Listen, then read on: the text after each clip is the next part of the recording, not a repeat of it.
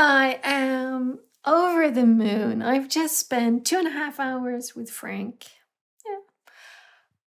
Yeah. We have been all over the place. Frank started kind of disembodied, but man, do we ever get grounded. We have talked about life, about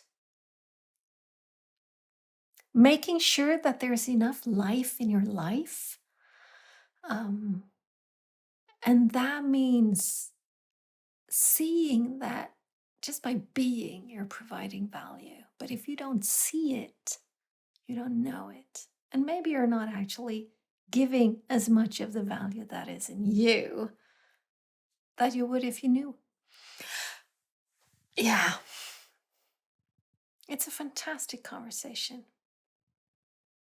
And we touch upon important things, life skills, how to make sure that there is enough life in your life, and aspects of that. Frank has an anxious streak. I've had a mean streak.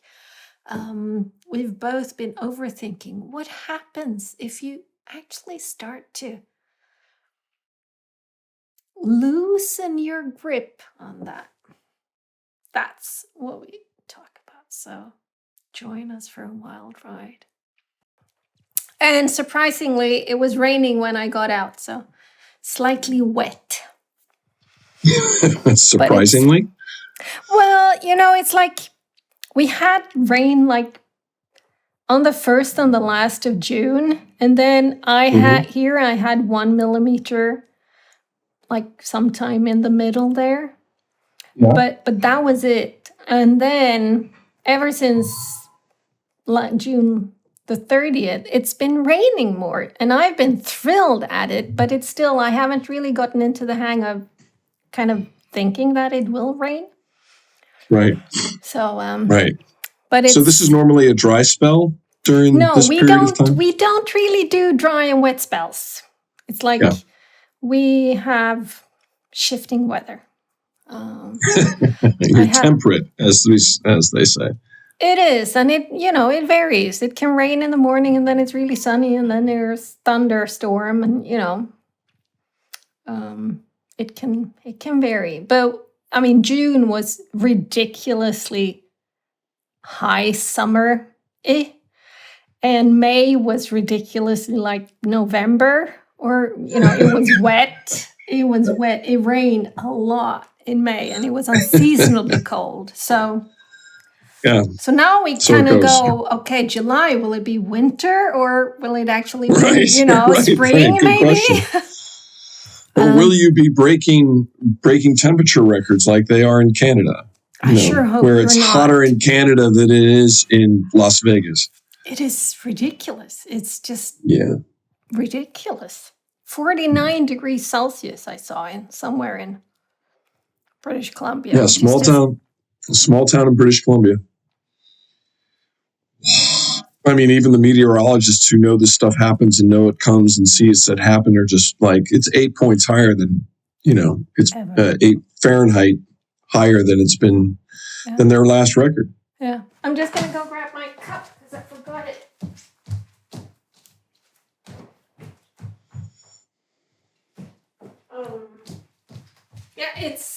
I don't know. It's crazy. It is beyond crazy. It's like, and I mean, I have a friend in Seattle. It's like, they have 103, 104. It's like Seattle. Yeah. It's like, we've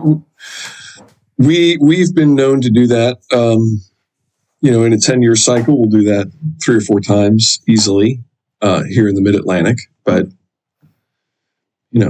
for a couple of days at a clip, we can get it really bad. Places like Chicago gets it really bad, but no, not the beloved Pacific Northwest, which is renowned for moderate temperatures all year round. So it's making me rethink my relocation plans, such as they are. What are your relocation plans? Are there any? So I tell the story that I traveled like I was moving every 12 to 18 months, my first 7 or 8 years of life, because Dad was attached to U.S. Navy Air. And I say that we crash landed here in Washington, D.C. in 1971. So my relocation plans really begin there. And it's to some random location, hopefully, to the Pacific Northwest, because of all the places I lived. That one was pretty much the coolest to my 8-year-old mind. So here I am in Washington, D.C. Still. I remain after 50 some years, or 50 actually. This is probably, and these few weeks are probably the 50-year anniversary of my arrival here. So cool. Maybe it's time for a change. It does take a while with me to make, adjustments happen. So when you were a kid then, was it sort of naval bases in the U.S. or was it worldwide? Yeah. U.S. We did the majority of them here in the continental United States. And then my father got his last tour of duty on a god? Carrier. Was that what you were going to say? Well, no. Yeah. Sounded like it. I think sometimes he felt himself was there, but that as I understand it is a natural hazard of being a pilot in those environments. So, but his last assignment was Mediterranean. So there was he was part of the fleet that was cruising the Mediterranean in the 70s. My mother, who'd been raised in New York City, and had been posted to all these remote locations because, the newfangled jet fighters in the 50s, they built all the air bases like far away from everybody else.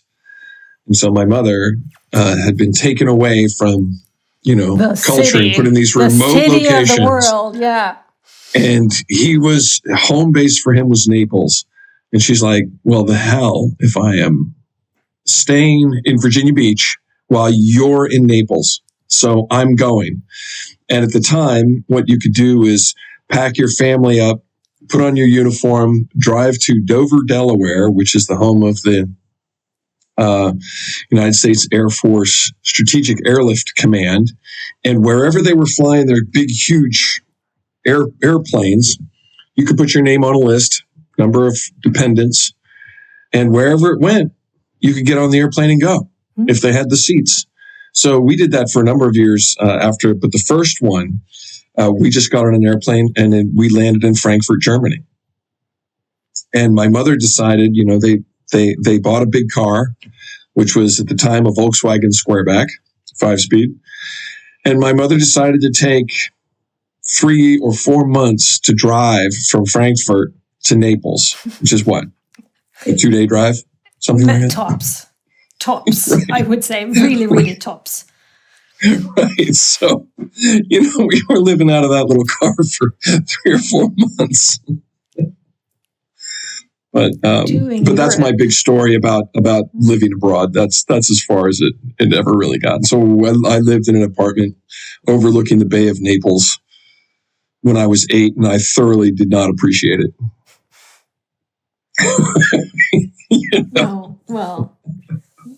Well, no. It's a lovely place, though. Yeah. I kept asking for hamburgers and orange Fanta, like you do. Yeah, that's not what the Italians do still. One of the countries who actually kind of still has kept their kitchen. Yeah, as opposed to a lot of other countries, I would say. It's like it's gone kind of boring and drab somehow. Or at least I think it's easier to find if you want hamburgers. You can find it in Italy, of course, but it's not as it is here. Here you can find a hamburger joint. There's 10 places in town if that's enough, and this is a small town. Crap. Yeah. I don't know if that's a good thing. Yeah, So Yeah.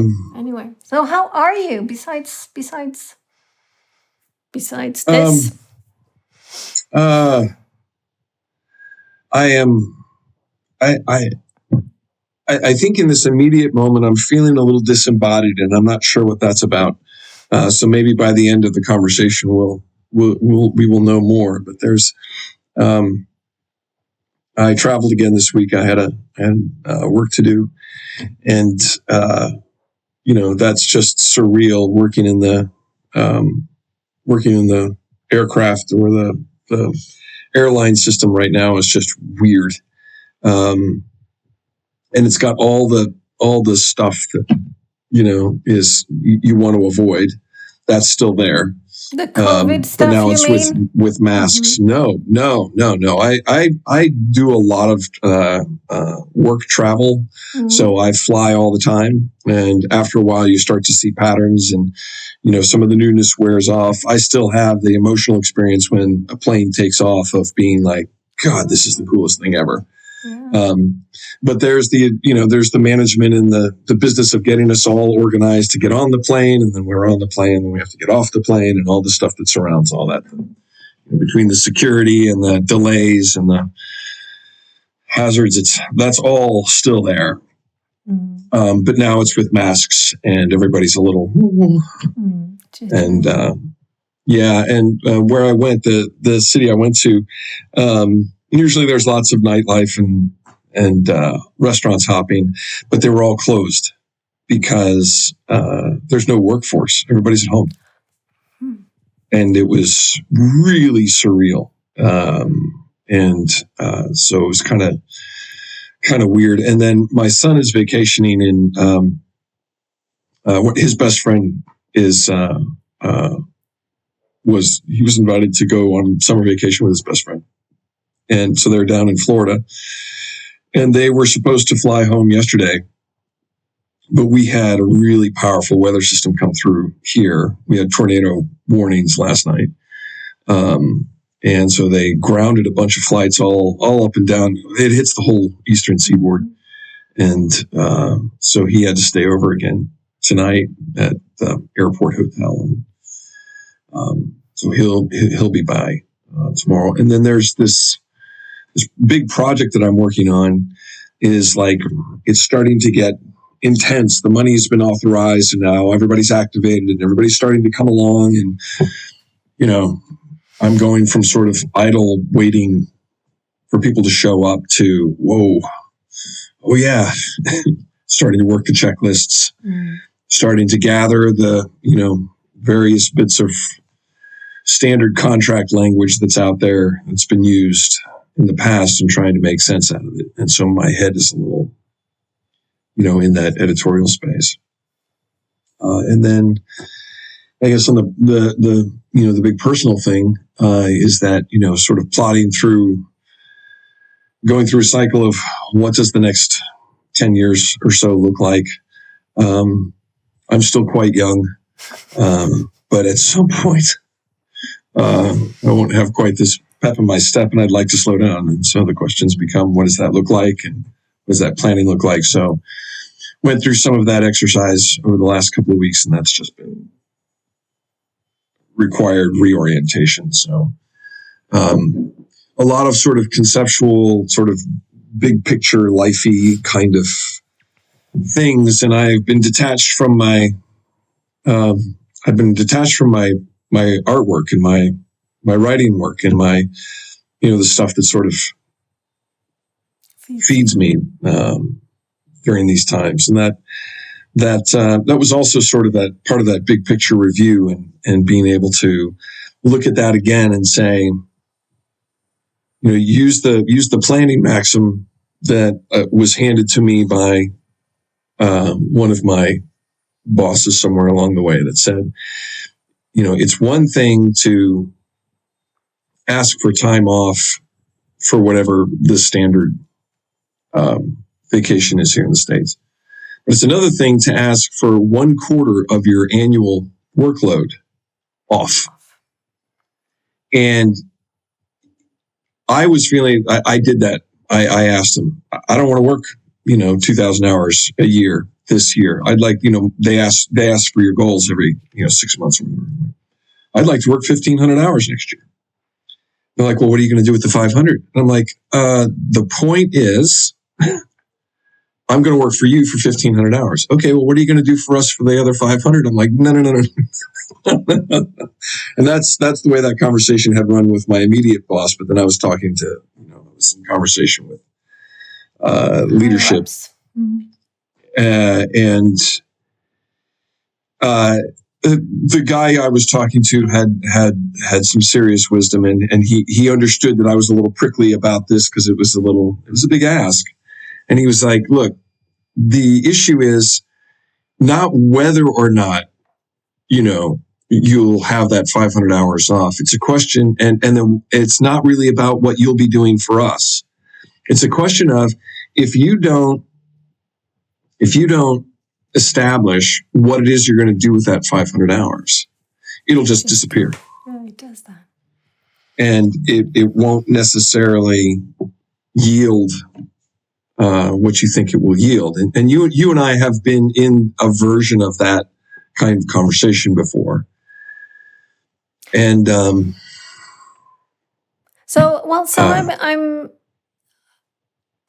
wonder, sort of on a higher level, do you think it's common that people do this type of kind of life reviews? Okay, past 10 years, what's it been like? Future 10 years, what do I want? Where do I want to go? How do I want to feel? Who do I want to surround myself with? Are there experiences that I want to make sure they happen, and how can I plan that? And are there experiences I really don't want to have happen again, and how do I plan for that not to happen? Right. Right. And I think the answer is no. I think that there are enough of us who do that we can find each other now. It's a little easier, but it's not a common practice, and it's not a common practice even in specialized spaces like recovery. There's a daily review, and there is, every now and again the emotional and ethical gunk just gets, piled up. So you kick back and you review your behavior and, try to make your lessons and move on from there. But nothing so kind of formal as, or I don't know, exciting as what would I like to be doing next year, and building things to look forward to. And I think that's definitely been something that was, where am I? How am I? Looks a lot like.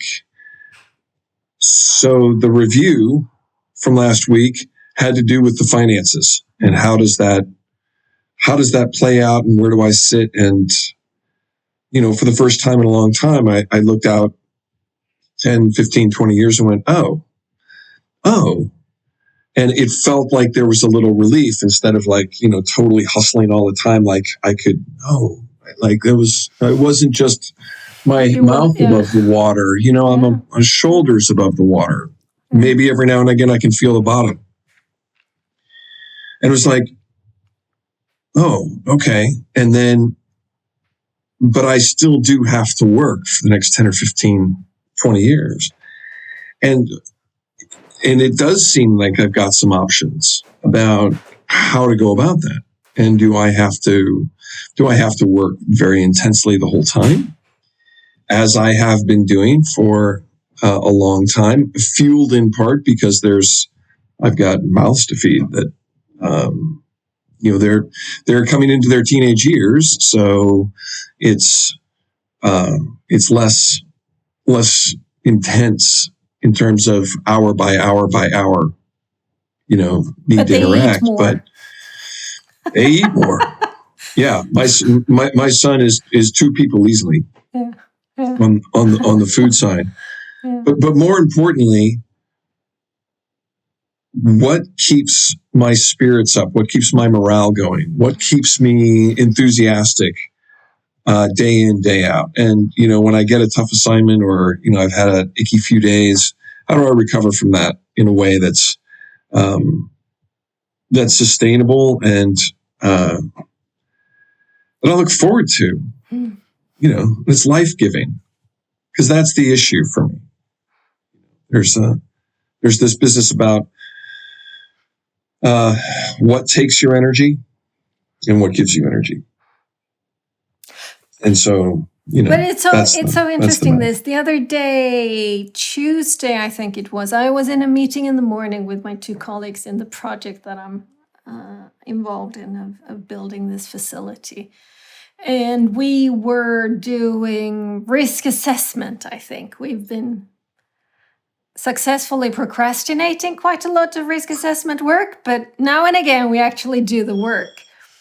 And then I had a walk and talk with a young lady who I was acting legal guardian for when she came here as an unaccompanied minor. And she's just wonderful. And I met her at the bus stop and we went for a walk. And as she got off, she asked, what you've been doing? I've been in a meeting. Well, what was the meeting? I said, well, we've been doing risk assessment, for this project. And she looked at me and she said, isn't that really boring? And it was just amazing.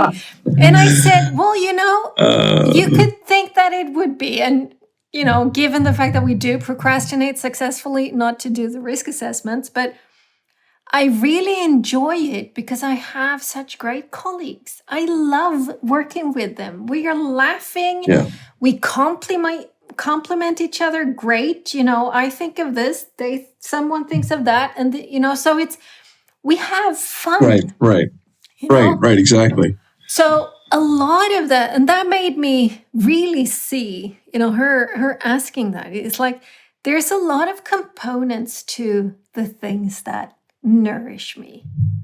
Yes, that's exactly right. This is a project where I get to work with fun people, right? Who know their stuff. That's thrilling. Yeah. I get to use my expertise, my knowledge, my skill sets in not just like pharma building, but also, people and change management and how do we keep the energy going, all of that. So it's a lot of that. It's also great fun. We've spoken about this a gazillion times about, layout of the facility. How can we get this done? We did some layout. Was it yesterday or the day before? I think it might have been yesterday. It was like, ooh, now we get to do this again. Right. We got new drawings from the architect that we could why is that door there? We should have it, Great fun. Yep. And it pays the bills. Yes. It's like, well, this is a pretty good thing. Yes. It's a pretty good deal. And when I started my company, I did 3 years full-time at a project. And then I started to reduce my hours because I was simply becoming redundant because I'd set up the systems and stuff. And I love becoming redundant. We might have spoken about this before, but whatever. And then when I kind of, I looked at where am I now? I've been 3-4 years as my own, self-employed, working as a consultant for the pharma industry, where the norm is longer full-term assignments. And I'm going, I don't want that. Right? So I don't want that. So I don't think that I've ever done a 10-year review that way. But I kind of have this, like you say, it's like, what do I want this to be? How do I want my life to feel? And then again, I basically haven't had any long-term full-time assignments since. I did a shorter stint. And then I had a 5-week period where I had to go in. Mm-hmm. I'm so happy I don't do that. Right. It was like a review, right. 5 years after me saying I don't want to do this anymore. I got to try it out again, going, no, I really don't want to do this full time. Right? Yeah, exactly. And I had the same thing happen about year 7. One of my clients requested that I be in the facility frequently. And after several weeks, we worked something out where that wasn't required because we had telephones. Yes. And I could run the meetings that were necessary, and people could reach out to me because there was a kind of a random, sort of a random need for you. Yeah, and the model was, if they know where you are physically sitting, they can just wander down and talk to you. And I'm like, well, how about I spare them the walk and give them my phone number instead? And that eventually worked out constructively, but it did remind me again that there's a pattern there that wasn't working for me, and I know several people who are well considered about their dynamic in the office space, who are like, they've tried working independently like this, and it's not for them. Precisely. So I think it's a really intriguing and interesting development in the way human beings work together to get things done, that we have that back and forth. So there's a picture in my mind about a space and a set of activities that I would go to on a frequent basis, that have to do with hands-on kinds of projects, and tends to be higher tech kind of stuff.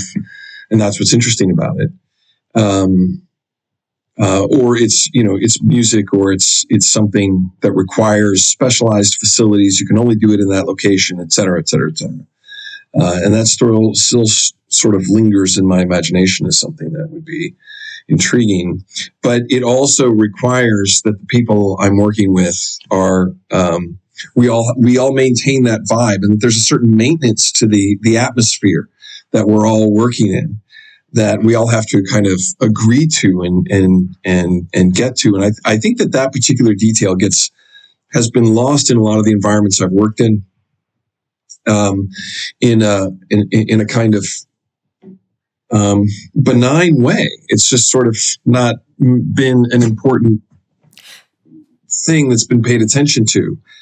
But I think that's valid in relationships to a large extent. I agree. I liked your notions of zero. What was it? It was low negative interaction. Low negativity threshold, right? Low negativity thresholds. Yeah. And then that makes, if we can all work at that, then that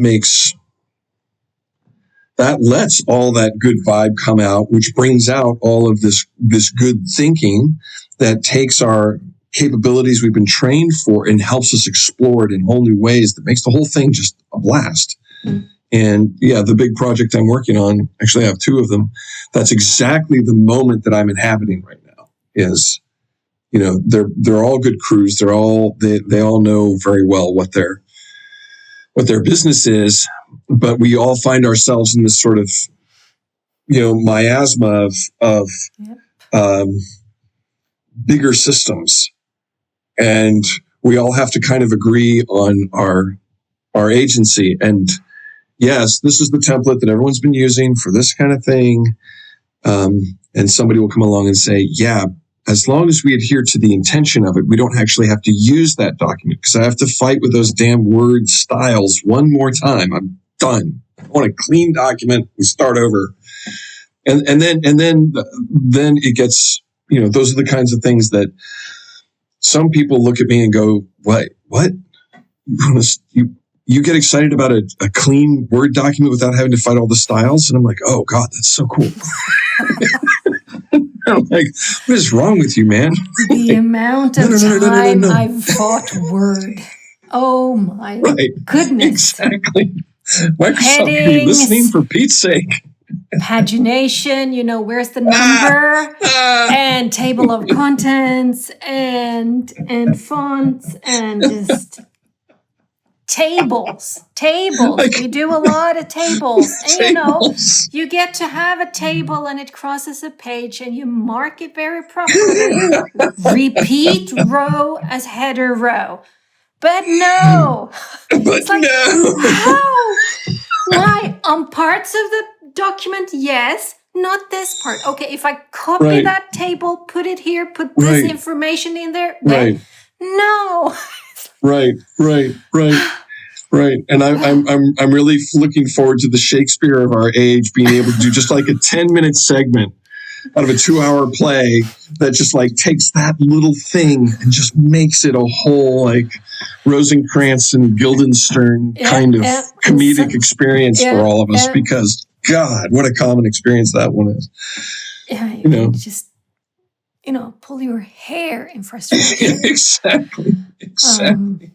And the phone's then just as you're right on the edge of like making it happen, like you're about to figure it out. You have this new thought about what could possibly be going on, and you remember it's in one of the 4 screens, and then you get 3 phone calls. Yeah. It's like, so yeah, you're a craftsman like I am, and really just get.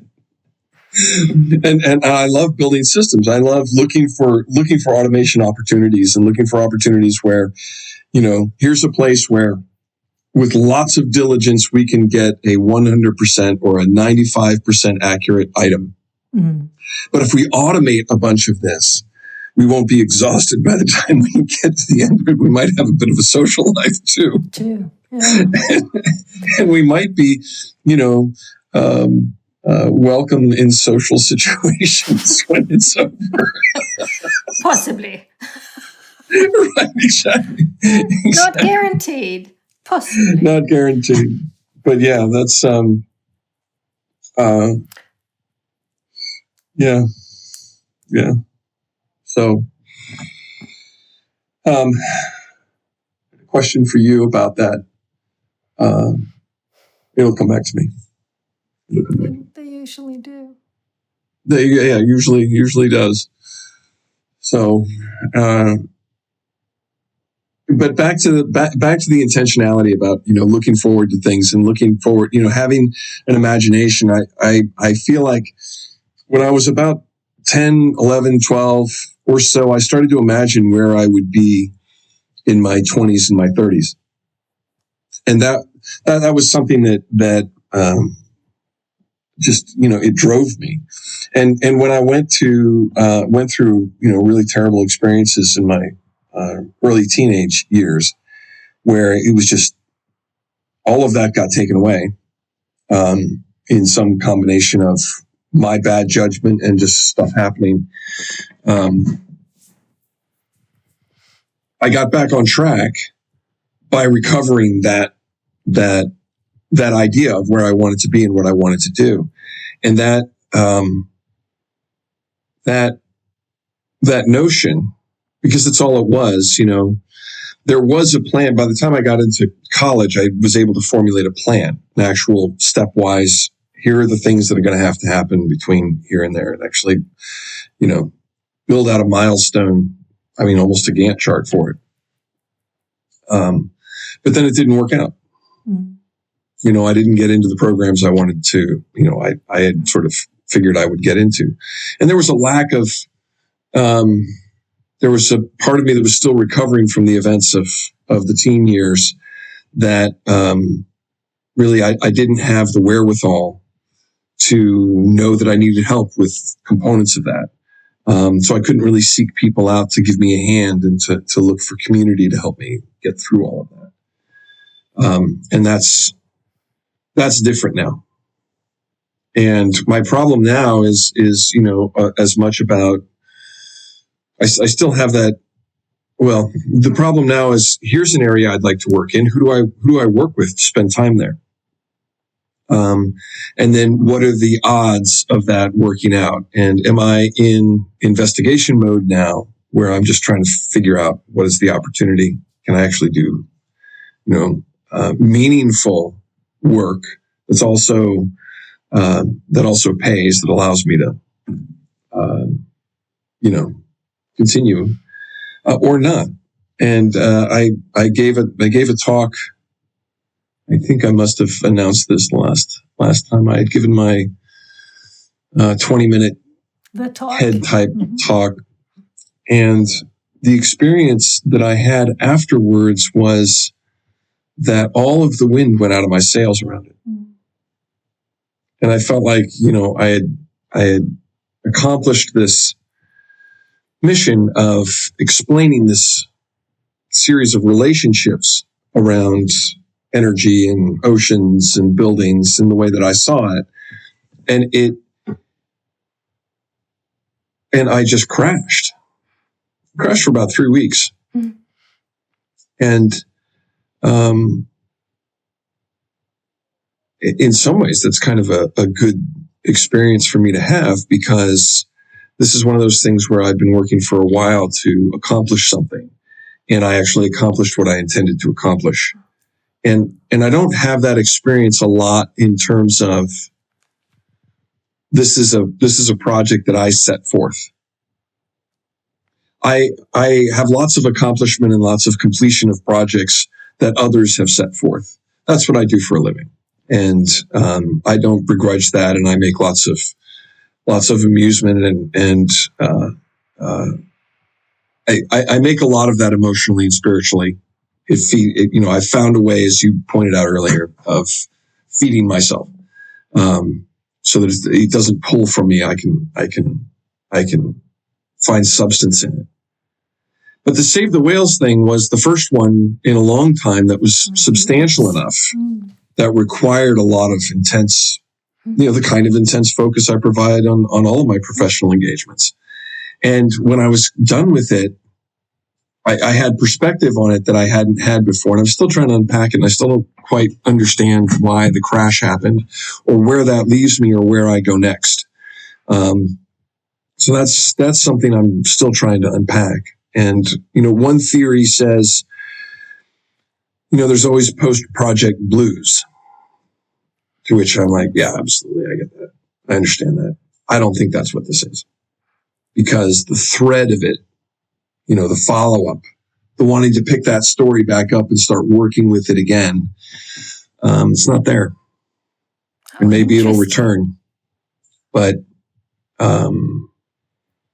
I don't have the fire in the belly, to use that old saw. But I mean, it's interesting that when in 2013, when the school spring started on Twitter, the Swedish skoldagen, we ran it intensely for 13, 14, 15, then 16 and then it just kind of fizzled out. Yeah. At the height of it, I could not see not doing this. I could not see not being with these people in this high engagement, constant little messages and shared documents, and just it was such a thrill, and it was such a gift. I've learned so much, and then kind of watching my energy leave was just so interesting. And it wasn't just mine. Yeah. It was like, okay, we've given our hearts here, hearts and brains, I'd say, and bodies, we had given it all, right? And just kind of feeling that it's run its course, and you kind of go, but we've built this thing, and it's a name, and we had set up a little organization for it, and all of this stuff is like, what, do we just close it down? What about the website? What about what happened? Do we find somebody else to take over? How do we manage this kid of ours? It just kind of fizzled out. My company pays for the website because I personally want it to remain. Yeah. Sure. So I think I still do that. Or if we maybe sorted it out. No, I think I still do that. It's like, it's, I don't know what. It's not a lot of money, Right. It's, I don't think it's like $30 a year. It's like, it's not an issue. But something, because there's so much good value if you Google someone who was involved, you'll find them and their writings and thoughts and stuff. And I like that. I don't want to break the internet that way by kind of let's pull it out. Right. But it's I remember kind of the feeling of that. It's like, how can this thing that it's like because I had planned, in my head, we were doing this, for 10 years easily, because there's stuff to do. But it's just like, no, it's run its course. It's time. Right. And you heard the story. There's sadness, and there's, gratitude, and there's a tinge of nostalgia, and there's it's like relief, it's like it's all of those, it's like a potpourri of all sorts of conflicting emotions, right?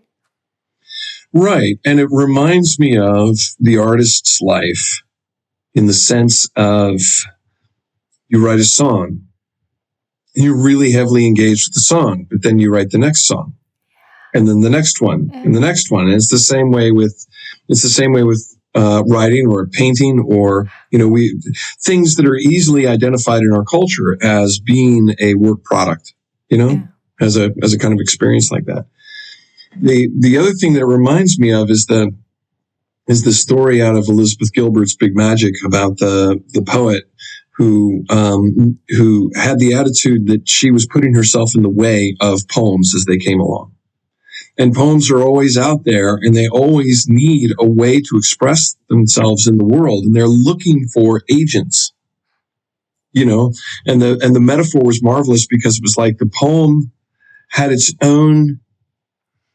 It's its own thing in the universe. Entity. Yeah. Yes, and it's searching for a host, and it's looking. And if you're standing there with a notebook ready to transcribe the poem, then you are a candidate host, right? And so she tells the marvelous version of this story, where the young poet that was telling the story she was out working in the yard or tending something far away from the kitchen table where the book was, and she saw the poem come over the horizon, panicked that she didn't have it in her apron or whatever. She ran back to the house chasing the poem. The poem runs into the building and is on its way out the kitchen window when she grabs the book, and she grabs the poem word by word, hauling it back in. And she transcribes it in reverse order, because that's the way it came back in through the window. Oh, man. Which to me just has stuck in my mind as, several things that maybe a project like My Save the Whales, or your piece about education, is an idea that exists on its own. And it needs expression. It needs to find its way. And we, in our journeys, sort of intersected with it, and we worked with it, and we served that idea and gave it life. And that when that's done, we shake hands and go, okay. And maybe part of the experience that I'm having in real time has to do with, all right, let me clean this off. Let me clean my, pull all the stickies off the wall, bundle up the files, package them neatly, respectfully, honorably, put them in a place where I can retrieve them again in the future if I need to, but then sort of clear off my desk to receive the next one. And I would, it's a magnificent metaphor, and the story of the poet and the poem is great. I think this way of thoughts in general, they're there. Yeah. and then, they pop into my head, and then there's this row of like a gazillion thoughts waiting for this thought to leave so that the next one can come in, right? So if I get a thought that I cling to, and it might be one that makes me thrill. It might be one that really doesn't. It might be one that I'm the loneliest person, I'm worthless, I'm a shit. Yes. If I cling to it, the other one might be the total opposite of that, but it's not getting through. And I've noticed when I do coach walks, it's it kind of becomes apparent there too that there's something that my client is in need of hearing. There's a thought waiting for her or him, right? And if me doing coach walks in a nature reserve here is one way to kind of, open up so that the next thought in has an easier time to come. But now and again, stuck, no matter that we're walking, that thought will pop into my head. And sometimes I go, what the no, I can't say that. And I'll say, no, shoo you, off you go. Very and then, good. That's exactly it pops back in saying, no, I'm serious. And I go, I've gotten better at this. So it's like when that happens, I know, okay, here's something. Here's a thought that this person needs to hear. But the thought cannot get into her or his head. So it'll take the next one there. That's right. That's right. And that's such a delightful, a delightful way to express the problem that we face with what the AA community calls stinking thinking. It's persistent and it's obsessive and it's compulsive. It's just there. And the business of self-awareness is the first moment where you have an opportunity to get something different happening there. And so I had that experience a couple of weeks ago where that's exactly what I woke up Thursday morning. I think it was literally 2 weeks ago. And I said, oh God, it's crazy up here. Stop. Chip. Just, I need some new thoughts. Can we get some fresh new thoughts in here, please? And that was a much better day. Yes. And literally that's all it took. And I'm amazed at that plasticity. We're getting the neuroscience and social sciences are starting to give us hard empirical results from studies that say, yes, neuroplasticity is a thing. It's no longer a theory. And because technically speaking, that's where it's been. Yeah. Right. Yeah. But now, and so it's been this behavior that you and I are talking about, the ability to, free up the logistics, let the trucks start flowing again. Yep. Right. Yep. That has been the province of those of us who've been willing to have a mind that works like that. Right. But, now the science has come and it's available to all of us. And it starts with this business of, I think, of self-awareness. Yes, I'm stuck. I'm having this stuck thought. And then the next piece is some sort of a declaration that says, I'd like to not be stuck. Yeah. Because it's one thing for me to pay attention to my stuckness. But sometimes that paying attention to the stuckness is no more than me not being able to change my own channel. It's one of those, I really don't want you. You're clinging on to it. Yeah, that's exactly and it's right. like, yeah, but I can't leave because you're clinging on to me, right? It's yeah. Right? Let go and say, hey, right. I usually, right. I do this thing where it's like, if you get one of those thoughts, it's like, they don't leave because you tell them to leave, but you can gently say, there's the door. I'll just be doing something else, in the meanwhile. You don't have to make up the guest bedroom and cook a 3-meal dinner and, engage in it and with it, right? You don't have to do that. But what I was thinking when you said this thing about neuroplasticity and things being, in movement. It's like we don't. It's like that applies to so much more than just thoughts. It's like emotions and thoughts, same thing. It shifts constantly. But you look at people who are fit. It's like, then I should be fit always. No. You can have a day where if you haven't slept,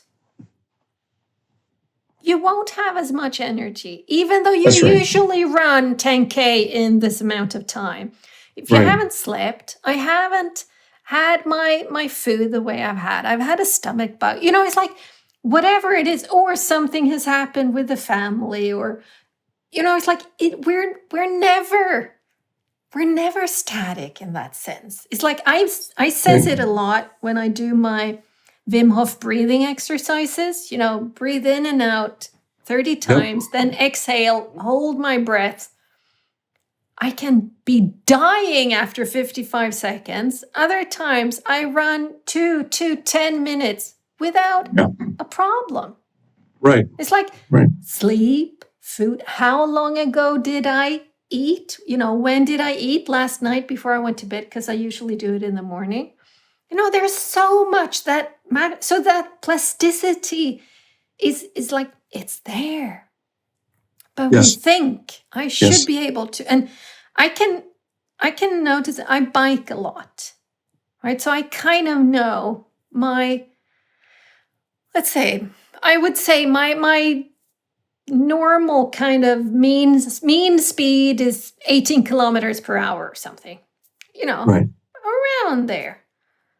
Now and again, I do 20, 22, no problems, right? No problem, yep. Other times, I can be at 13 kilometers per hour and I'm busting my ass to get anywhere. Yep. And yes, I live close to the ocean. It can be windy, but I can, if I take away that aspect, I still have this feeling of sometimes. Right, it's not the only thing. Precisely. Sometimes it's not the weather, it's me. It's like, I just don't have it in me today. It doesn't matter that I could yesterday, right? Today is another day. And just being a bit kind with that, being okay. You hear a problem and you find 10 solutions. No problem. Next day you hear a problem and you go, I'm totally blank. I can't come up with anything. There must be something wrong with me. No. That was the top of the hour with me. That was the top of the hour with me. I'm sort of, spacing. Yeah. And what you're talking about to me is the skill. This is a skill. And it requires building skills requires deliberate understanding of the mechanics, deliberate, repeated effort to understand how to use that skill. And I think that this is the skill of non-attachment. Yeah.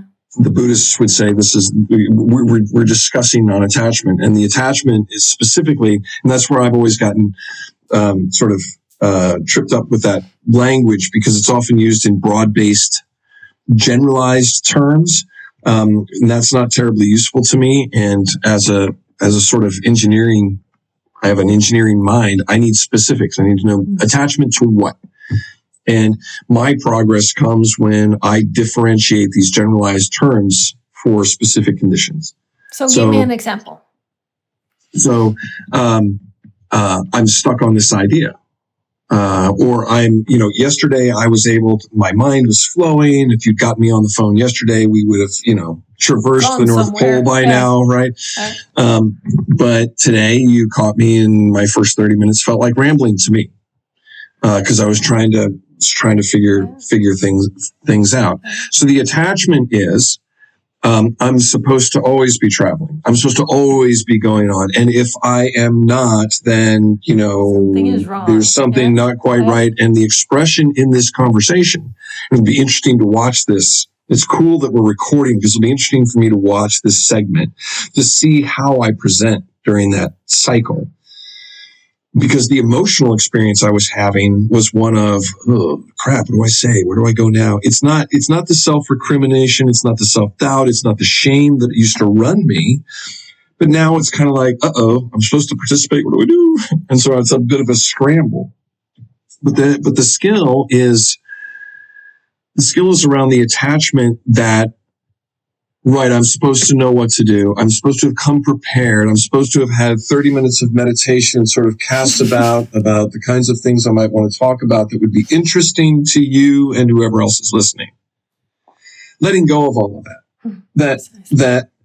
That this is the whole point of this communication that you and I are having, is that we're kind of going through the experience of being people with minds that are very busy. And we love that. Both of us clearly enjoy just being able to range through the marvel of ideas. It feels like, taking hikes all over these really interesting parks and coastlands and mountain ranges and, cultural experiences, just to have this conversation, because we are touching on all these things. And if I can keep my mind available for that, then that keeps the backlog of, oh no, you're supposed to come prepared. Yeah. Take that thought, stamp the passport, get them through so that the other thoughts can start coming. That's a skill. Yeah, it is. And it's interesting. So this, I think, is the 15th that I'm recording. So it's the 4th one with you and me. And wow. One of them, I recorded one with Allison on Monday. And we'd been in a conversation, a non-recorded conversation, because we have those too, where something had come up and we were touching on it a little bit. And I'd asked, could we talk about this on the show? Because it pertained to her being on the show and really not liking it once it's out there. Yeah. So that was the one time in 15 where I actually had some type of semblance of an idea of what we might at least start with. That's the one time. I have not. So if you don't come prepared, well, I don't come prepared. It's like it isn't that. This isn't no, it's not. that. That's not right. And I love that we're talking about this, because I wonder if, people, do they pick up on that? Has that been clear enough for people that, it's not as if we've got this like Google Doc going with running, we do the top 5 topics every time, or it's like, it happens. Right. And the thing that I love about it is that there is demonstrable value in this. Yeah. And we have been driven, all the work that I've done to try to figure out, okay, what am I going to write? What am I going to draw? What's my voice? What am I going to play? What am I going to build? Has been centered around, what's your value? What's the ROI? Some of it's really harsh. It's like, what's ROI? But even just introducing that idea into that sort of brings this sort of atmosphere that, well, you can't really move forward until you can explain why it's necessary. And I'm like, I'm not talking about that anymore. I'm done. I'm not doing that, because that's not where I come from. That's not the basis of curiosity. No. That's what this is. This is, oh, there's something over there. Oh, let's go over there, and there's a bit of a free association. It's not so much, I keep coming up with the word Calais. I keep coming up with the location in France where they're doing the border crossings, and the trucks line up to go through the channel, and we have them in Canada and Tijuana and, all over the place. And I think about the thoughts just stacking up there, and you can't come into my mind or into our conversation unless you've got the pass. And the pass was the thing that got in the Google Doc. And I'm like, no.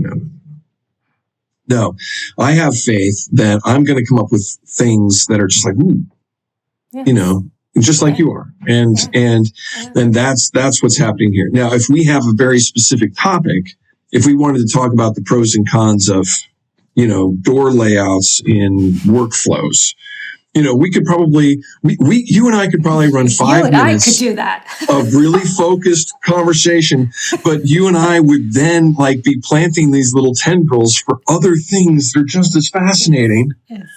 And, that would blow the whole point. Yeah, it would blow up anyway. Exactly. Go ahead. The other thing that came to mind about this being a skill, the skill of non-attachment, right, is that on any given day, it's the notion of on any given day. And I think there was a movie that was made about American football at some point that was titled that. And I never watched the movie. I've never known what it was actually about, but the summary has always intrigued me, which is that, and I play golf, so I also have this experience in golf, is that some days I always bring the same clubs. I often play the same course. I have the same skill set I had last time I was here. And today I can't hit a thing. No. Last week I nailed it. And that's the life lesson too, that some days I am attached and I can't get unattached. Yeah. And, that's like a storm blowing through. Give it some time. Maybe I should issue a national weather alert that says, hey, warning, don't come close to Frank right now.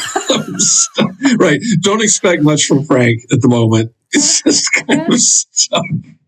And being, it's here's the interesting thing about this is important, because we're human beings. Whether or not I'm a mom, I'm a girlfriend, wife, I'm a daughter, I'm a sibling, I'm a neighbor, I'm a colleague, I'm a boss, I'm the president, regardless, I am human. This will happen. Yes. Then there's the professional aspect to that, which also is valid. And this is one of those both and thoughts, I would say. Yeah. If I work with, let's say I'm a kindergarten teacher, or I work taking care of elderly people in a dementia home. If I have one of those days, I cannot, I must not let that impact the work that I'm doing, because I am with other people who are dependent on me, and I have to be professional. If I cannot, I have to call in sick. I have to say, I cannot do this today and take my responsibility if I cannot. So this is one of those which I think is really, really important. Yeah. There's a floor for your performance. I mean, that's the difference. That's the difference between a professional and a non-professional. Yeah. And I'm fortunate in the sense that the clients that I work with, the way they consider my work is that, on my bad day, when I'm on my floor, they're like, your stuff outstrips what other people, that we've engaged or the other options we have. Your work is ahead of that. And so it's fine for us, but we love it when you're on fire. So, and that's that's worth a lot to me. I get one of those comments every few years. And that just keeps me going. But I agree with you. There's, in the professional environments, there is a floor. And the thing about systems that I love is that the system helps me maintain the floor or raise the floor. So that even on my rough days, when my brain isn't popping there, I can take the assignment I have for that day or for those few hours, and I can make substantial progress. Because I can go, I can go a little mechanical and just go, I'm going to check that box, check that box. Yep. And I've had days where it's like, it just ain't happening. And there's no deadline. There's no meeting I have to prepare for that starts in 5 minutes. I can plonk down in the sofa, watch Netflix. Tomorrow is a new day. Yes.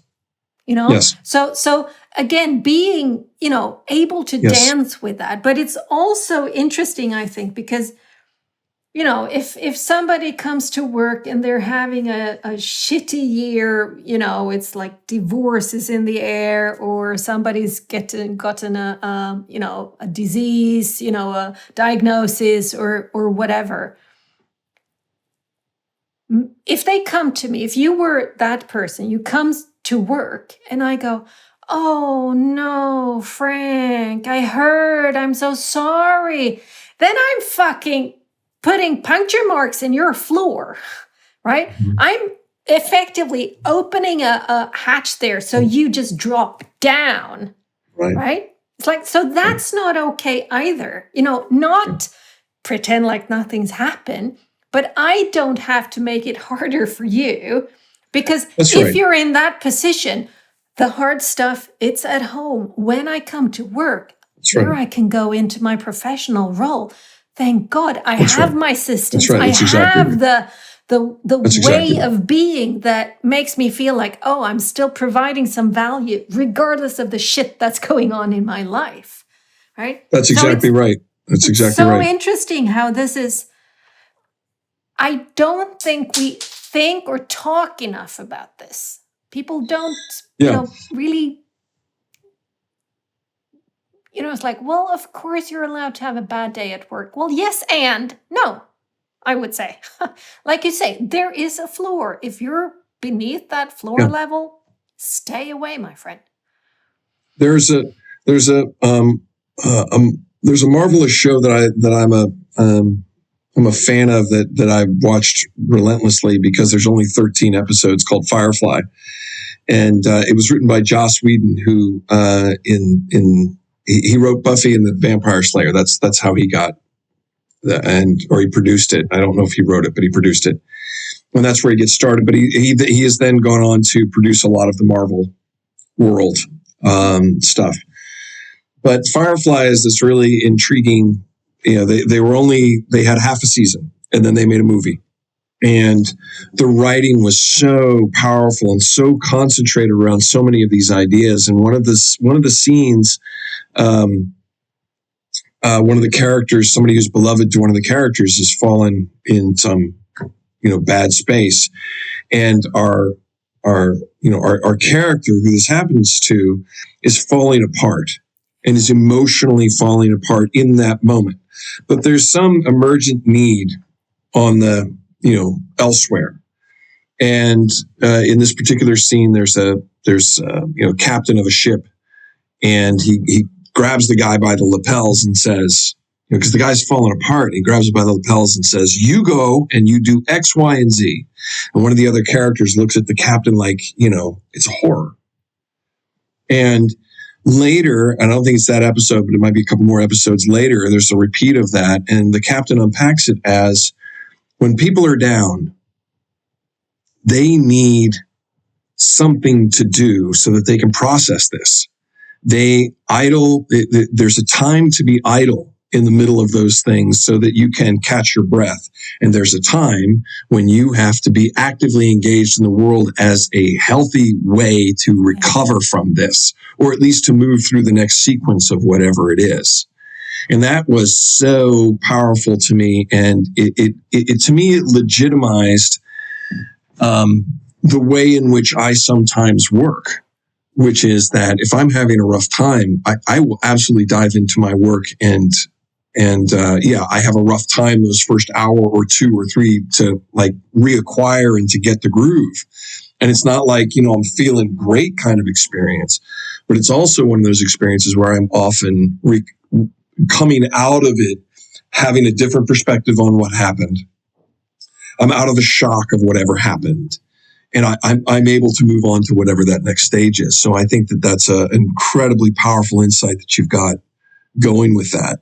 And that it's a real service to coworkers to be able to hear their experience and to say, yep, all right, now I need X, Y, and Z, or I will join you in completing this, and how do we get through this next stage? And it's not a cruelty, it's not It's not a denial. It's not a deferment.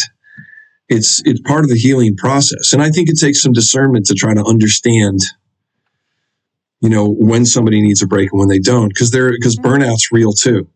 Precisely. So now and again, it is, okay, we're going to send you home. Right? Yeah, because you can't even maintain your floor. No, precisely. Yeah, precisely.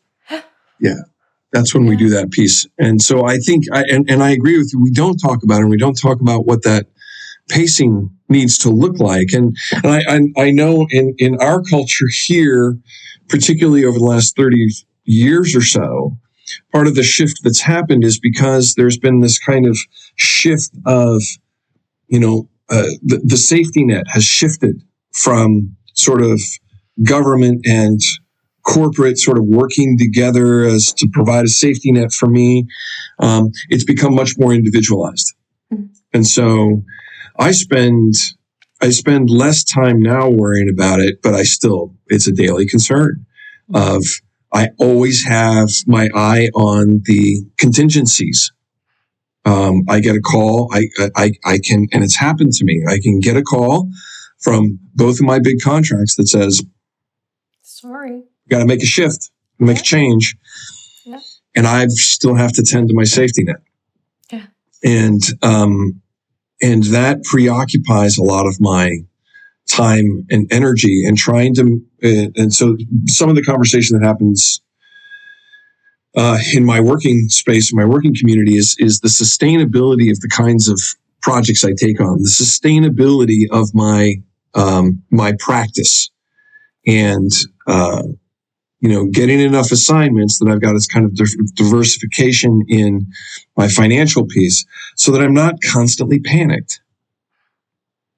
And that's what the burnout does, is that I'm running because I'm panicked that I don't have the safety net, and I need to get to a place where I have the safety net.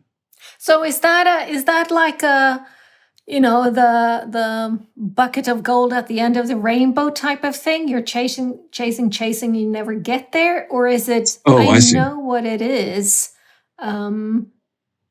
and I have it, but you don't think that you have it? Is it like... Well, so, right. So, whether you're starting a career here, or you're starting your own business, which is not too different than starting your career in a lot of ways, as you well know, there's a number, there's an annual earnings number that has to be in place to pay for the retirement, to pay for the health insurance, to pay for the room and board. Mm-hmm. And, if you can get all that squared away, then, what does continuing education look like? And then once all that survival stuff is taken care of, what is available, in terms of mostly time for me, for restoration, for growth, for maintaining the psychological, foundation, because this is just survival stuff, but for strong psychology, for strong long-term performance, I need to have more than just the survival stuff. I've got to find a way to thrive. And that gets to my morale, and that gets to the way my psychology works, and the fact that I need to interact with somebody who enjoys ranging across mental associations because it feeds me. And, when I'm working the checklist for the projects, that is not ranging. That is professionalism. We have to address these, This is to be done.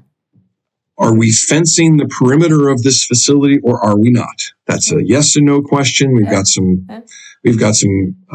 solid, substantial evaluation work to be done, and we will work that problem. That's different than what I'm talking about. That is, the conversation about why we have fencing, but even more, what is the psychology? Why? These are the kinds of subjects that invigorate me and keep me going. And then everybody has their own personal list of, what they're going through. But we have to find a way to identify our burnout, and then be able to practice the self-regulation that each of us is expected to bring to the table to be professionals. I shouldn't have to be told by my colleagues, you need to take a day off. No. It can happen occasionally when things are really extreme, but I should be able to regulate and to bring to the table and say, I'm calling in. I can't, today's not a good day for me. And yes, on those days when I don't have a meeting to prep for, I don't have a deliverable due tomorrow morning, then if I need to regulate, I'm going to regulate, and however that goes. And my clients expect that. Because when I'm on the job, they need me on the job. And the real safety net for me has turned into that when I'm on the job, I'm not performing at my floor. I'm not performing at my ceiling because I can't sustain that. I bump up against it, right? But there's this upper area, that I'm aloft and I'm flexible and I am, I'm getting the job done. And that's the space that needs to be maintained, and that's after survival. And I think that it doesn't matter what jobs you're doing. It doesn't really matter, because you're a human being, and that's, you have to tend to that. That's the tending of this machinery we're in. But it's so interesting because, I am not an anxious person. I'm not prone to being anxious. It's like I don't go there. Right. I have been prone to being extremely harsh towards myself, but that is just me beating myself up. It's not me turning into, I don't go anxious because of that. I go really sore, right? But not anxious. So I'm kind of, I don't know. There's probably, I would say, also a cultural aspect to this. You're in the US, I'm in Sweden. We have a social security system that, even though it's not what it was with bunny ears, it's still there. It still exists. If I'm out, regardless of the fact that I actually do have, various types of insurances to cover my salary for X months if something happens, and this and that.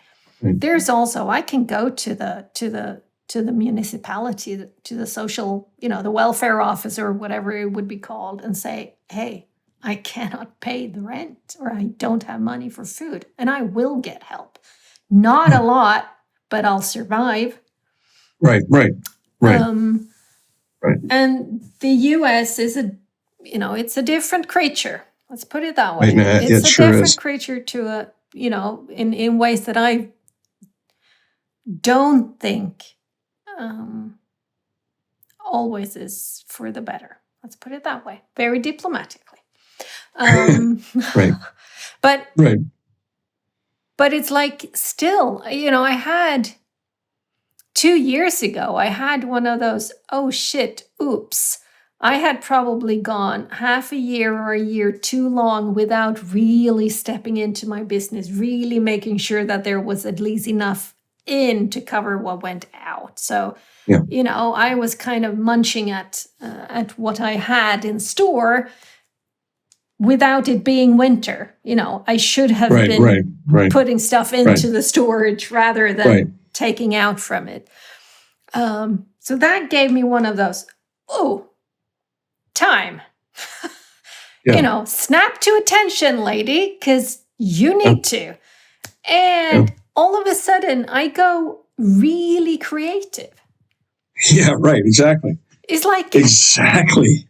Yes. It's just amazing to see what happens, what happened to me, both work-wise, with my company, but also my personal finances. Because, I can't take whatever I want out of the company because it's, it's a public or it's a aktiebolag. It's like a limited Right. corporation, right? Right. But it's like, how do I sort this? So I went 3 or 4 months without taking any pay from the company. Mm-hmm. Even though I had basically emptied all of my personal accounts to pay for a coach that I wanted. It's like convolute, but I make it happen. Somehow, in one of those instances, I rise to the occasion. I get whatever needs to get done. It's like I can look at this and see, man, that's a great skill to have. When the shit hits the fan, I'm there. I will sort it out, right? And man, that's dumb, Helena. You shouldn't have left. You should. It's like fine to take a little bit out of the storage for a little while, but you did that too long. You should have had more, checks in place to make sure that, and it's one of those both and. Yeah, I didn't. Yeah. Okay, I can learn so that I don't do that again. Right? Exactly right. But exactly I right. don't. So I didn't snap to attention out of this, like coming at it from an anxious standpoint, but rather, oops, shit. I need to do something here. Gentle with an edge. That's exactly what that was. Yes. Yeah. Yes. So it's like I can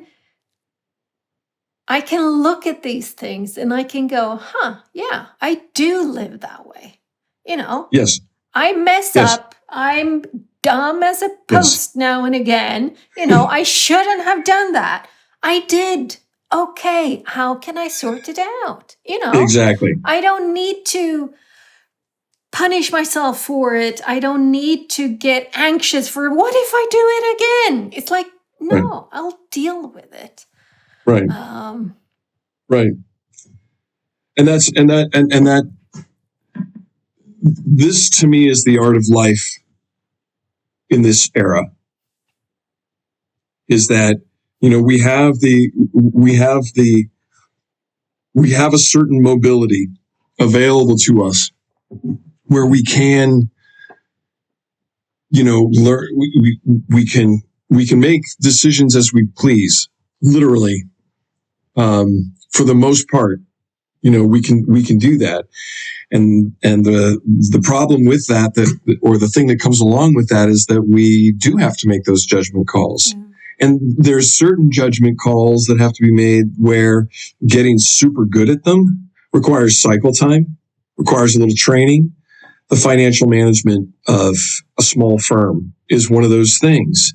Requires cycle time, and that means that you're going to make a bunch of bad judgments. You're going to make a bunch of bad calls. You're going to have to recover from it because the emotional response isn't quite there in a timely fashion because the mortgage is due on the 30th of every month, and that's out of sync with the emotional response and contract flow, and when and so all these things have to happen. It just takes cycle time.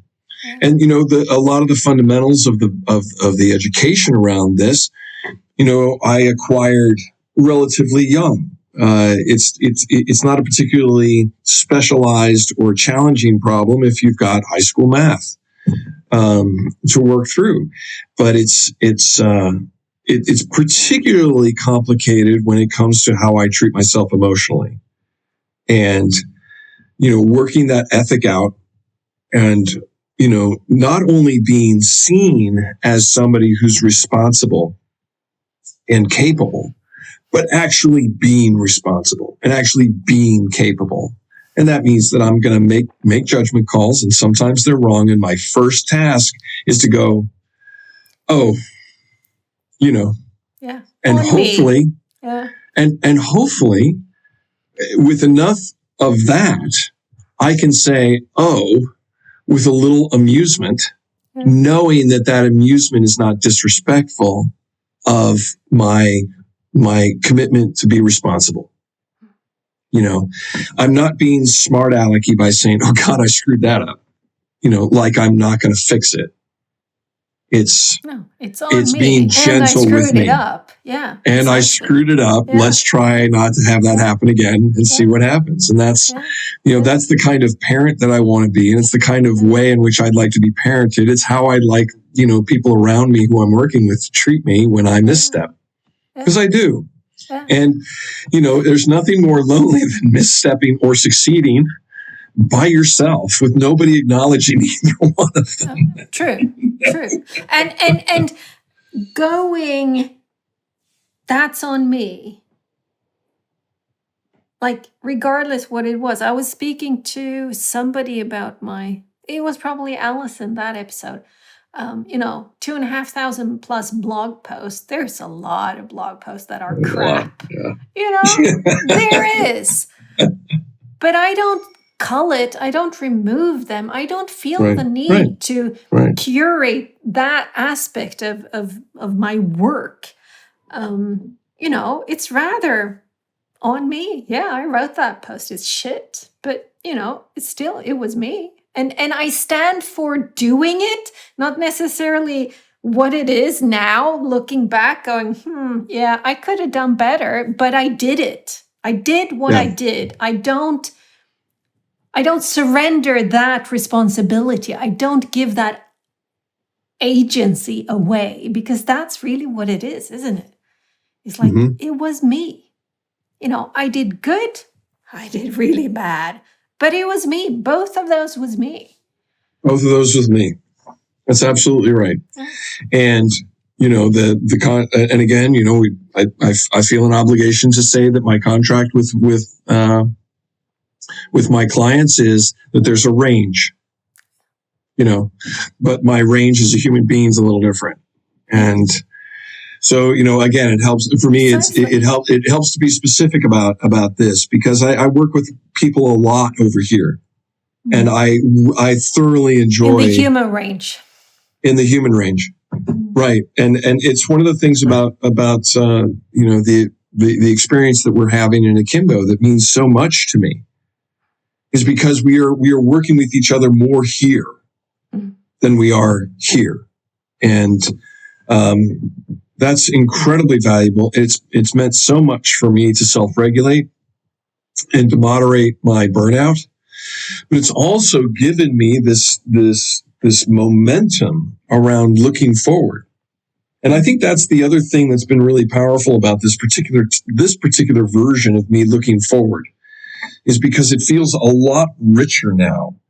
Because I know that the answer to the question of what would I do with that extra 500 hours looks an awful lot like, well, I'm going to be taking an Akimbo class, or I'm going to be working on some project with you or Allison or Caspian, where it is this effort that's going to maybe run 500 hours over the course of 6 months, where we come together several times a week or several times a month, and we are or writing or doing whatever it is, or painting or whatever it is we're doing, to accomplish some specific objective that we know from the start is kind of fuzzy, but we know it has emotional value to us, and we have faith that emotional labor that we are putting out is valuable to others on its face.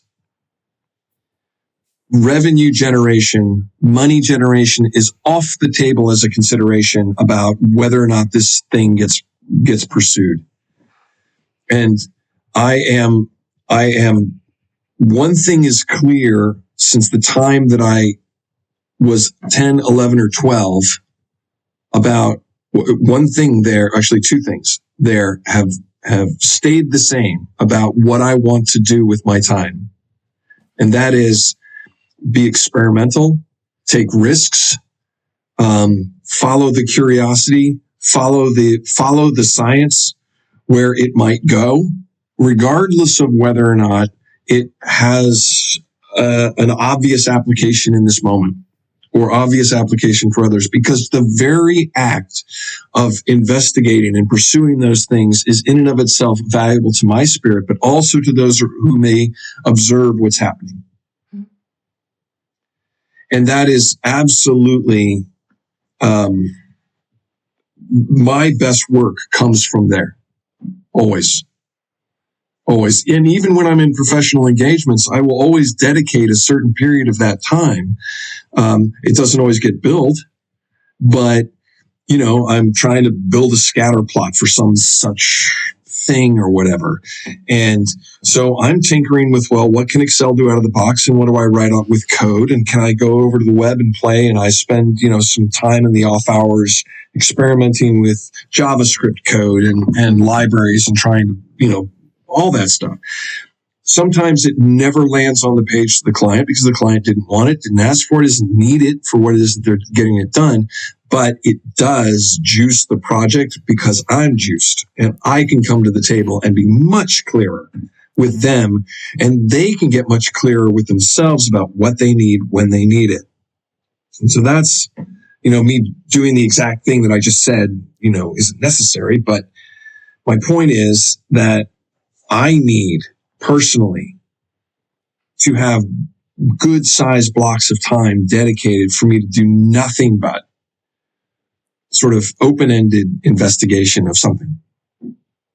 And that's how I'm self-regulating. That's how I'm managing the anxiety that I do experience. Yeah. And it is the promise that I made to stop the self-criticism, because that's how the self-criticism also shows up. After a while, the anxiety gives way because it's exhausting, to just recrimination. And that's a brutal place to be. And if whoever's coming to your site to watch, if there's one thing I'd want to say is, it doesn't have to be that way. And you don't have to live in that way.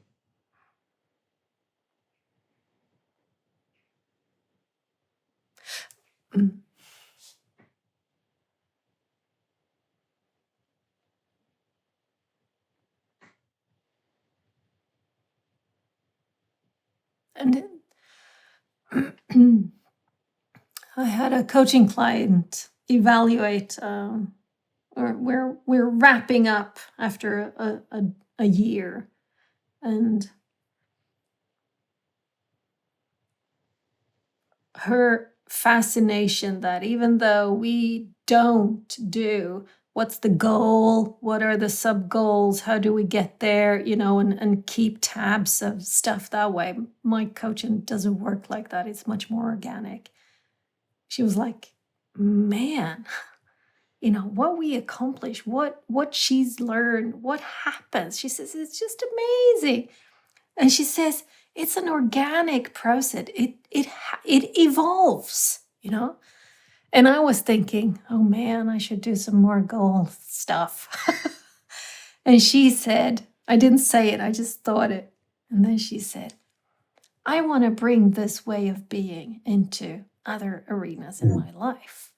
Because man, what gets possible is beyond what you can kind of think. That's right. Out from this very narrow space of you have to figure it out now. I don't have access to everything that I need to be able to do that. But given time and pace and energy and rest, all of that, it will come. So that made me like, whew, phew, yes, mission accomplished.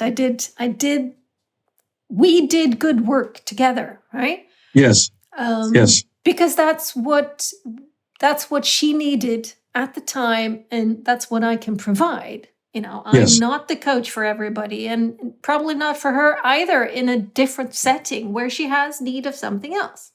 But here, perfect. Two needs coming together. That's right. That's right. That's right. And you're in between. You're in that space in between acute psychotherapy need, where there's a clear need to talk to a therapist about specific, incidents and trauma and the kind of things that you're and just a little bit of sort of the physical therapy version of that comes out. And there's this really wide space between that and maintaining that floor of performance in workspace, but also in just living life in a way that you're like, oh, you can fucking breathe and live, and that is the realm of coaching. And then beyond that, there's peak performance coaching. There's stuff where, yes, then you start to get more specific and you start to say things like, I want to be running a marathon in 12 months. How do I get there? Okay, A, B, C. It's an experiment still. It's kind of we have an organic dimension that we're going to experiment, get some data, see how it goes, and we'll adjust as we go. But that's not what you're talking about. You're talking about having foundational respect for the fact that she knows, and the others who you coach, they know their answers. And it is up to them to determine those answers. Your job, and the way I see my job in being a friend or being a sponsor in the 12-step world or being a fellow addict in recovery, is to hold the space and to ask the questions and to bring other possibilities. Yeah. Sometimes those possibilities are my own personal experience. Sometimes there are, we just watched an episode of whatever. Wow, what do you think of that? What's that about? And just it's the ranging conversation. Yes. It's that, that we didn't organize this talk, or the other three, or the fifth that's coming. It's that. My brain is full of conversations at the moment, and I need them exhausted somehow to get some clarity and to build something for today. And you are respecting that, and you're building a practice around that. And it's a space that for me is hard to describe. It takes some time to get into the context in the conversation to understand that I can, to say that. But it's not a headline, but that's what I'm getting from that's the beauty of the way that you're approaching your coaching practice. And it's interesting because when you were talking before, I was thinking people have a need to be of service. We need to make a difference, and making a difference can be sweeping the sidewalk. It can mean, doing the laundry or hanging it for my kid, or it can mean cooking dinner. It can mean going in and being the big boss at work. It can mean, it's like, it's not, you have to have a job to be able to provide value. Everybody can do this. If it is me smiling at somebody on the bus, I can provide value, right? Yes, you bet. So value, worth, this thing, we have kind of, constricted it down. It's like it's this anorectic thing that only has value if there's money related to it somehow. You have to squeeze it to get the money out, then there's value. It's like, no. Bullshit. There's so much more. Right. And this that feels what you've hinted at and sort of got my head onto is that we are conflating self-worth with the terminology, the highly specialized terminology of financial markets. Yes. And that needs to be just broken. That's that terminology in that space has very specific meaning, just like stress and strain has a very specific meaning in material science and engineering. Yes, precisely. But in the way that we're talking casually, it means something completely different. Yeah. And I can't conflate that because I will go into the shame spiral. There's a major mental health crisis happening here in this country because when people go unemployed, right, without pay, then they cannot, and they don't have unemployment benefits. They can't provide for their families. They can't provide for themselves. And that hits an identity thing that is irreconcilable with shame. And that's just, it's bullshit. Yeah. It's a cruel way to operate when we have the capital flows we have. You know? Yeah, and you know, it's like my I have somebody in my family who retired 15 years ago, 13 years ago, possibly 13 years ago, I think.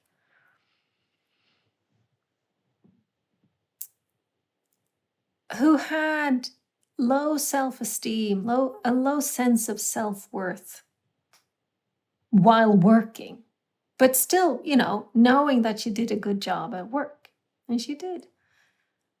When she retired, bam, you know, her, what little self-worth she had was so tightly connected to her being at work, getting paid to do the job. That's right. That's right. So you just pull the plug, and you end up with this like withered soul of like somehow desperately trying to find some way, but not really believing that she could, that there was any way to. Right. And my father retired from the U.S. Navy after a 30-year career at age 54. He immediately took a job in the private sector, and he was eligible for retirement at age 65, but he worked until he was 78. And he retired in January of 2007, and by Ash Wednesday, 4 weeks later, he was dead. Yeah. He'd had a heart attack while driving a car, and the complications from that. And as I've been looking out and trying to decide, you know, what does my cash flow look like, assuming a handful of things, which is what all of our financial planning does, then there will come a point, and if I get super lucky financially, it could happen in 10 years.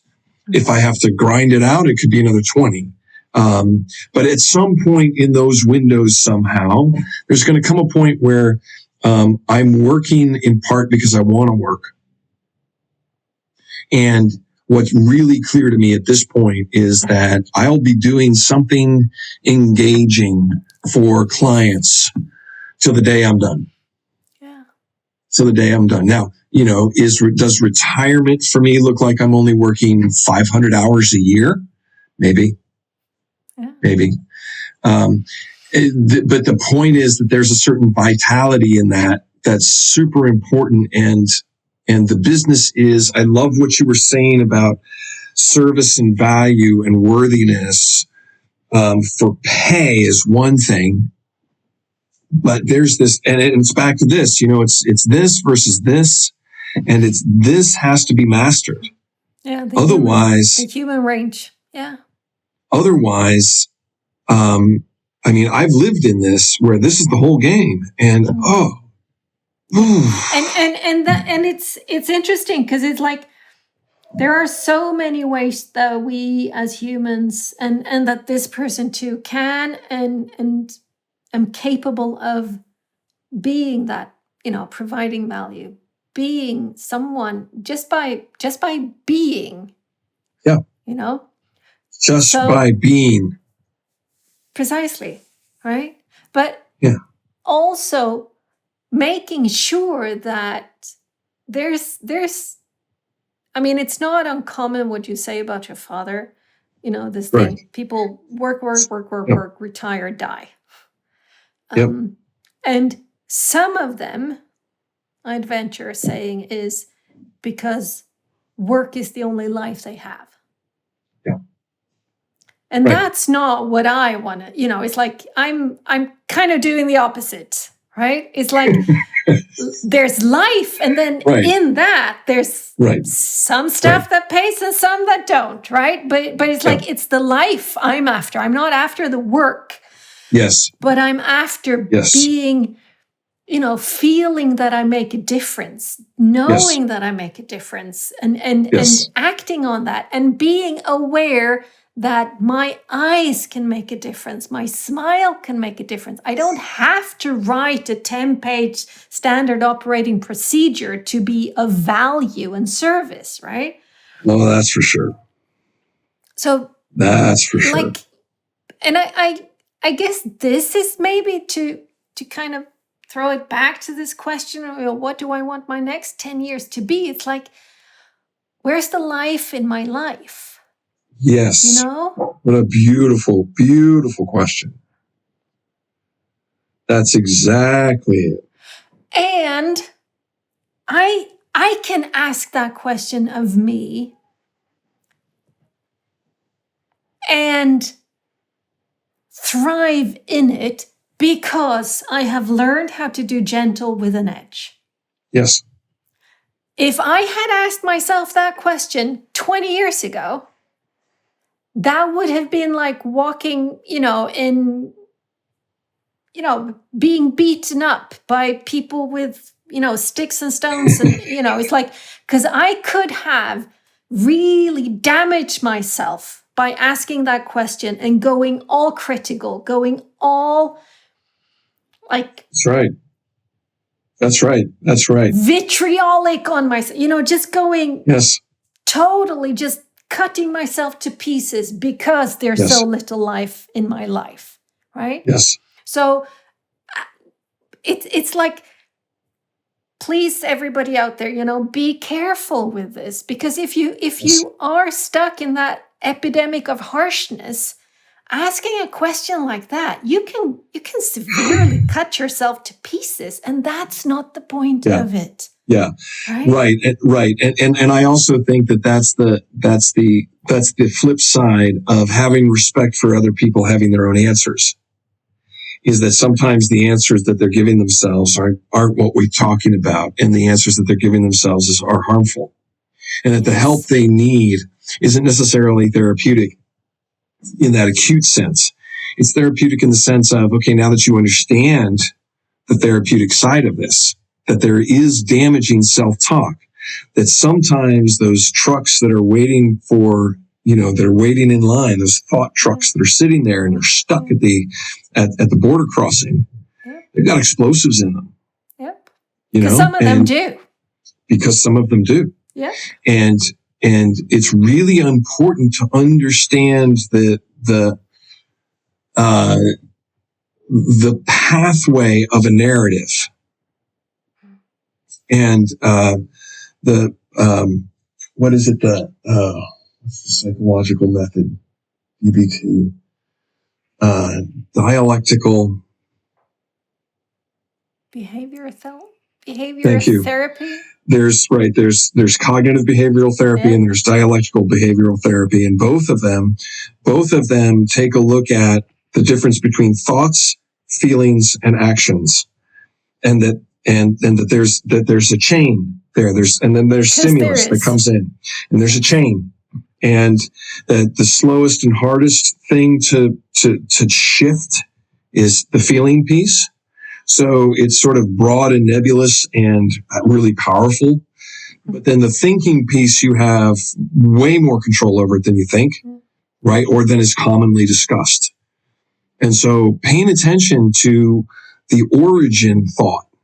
I've had such vivid moments where I've had a thought that's really toxic, and then I've expressed it. And as soon as I expressed it, everything exploded for me. Now, did it do damage for others? Yes. But, and those experiences are so powerful to me that I'm really cautious now about what's happening back here. What are those first thoughts? What are those first beliefs that underlie those thoughts? And some of the work that you've discussed off and on about the work you've been doing the last year or so, I've started to get at that. And I think there's this hidden world. It's the unconscious or the habitual or the go-to thinking patterns that we're after to shift. And the first task is to map it. Yep. Observe what was that outside stimulation, and how far upstream in your between your response. So Stephen Covey, the self-help guy here in the States, wrote about the gap between stimulus and response. Yeah. Which I loved. I thought that was such a specific and useful picture for me to understand that, yes, when I receive this information, I have this response. Can I intercept that? Can I create a larger space between that intellectually or mentally so that I can intervene and change? Yeah. And that is the territory, that is the context and the scope for personal growth. Yeah. And so in that, you found your harshness. In that, I found my overthinking. Maybe I think you probably suffer from that too. So I don't think that was just mine. Gave me up. but the anxiety. That's where I found my anxieties, and that's where I found my compulsions and my obsessions was in that space, and that's where all the work has been done. And then I think we talked about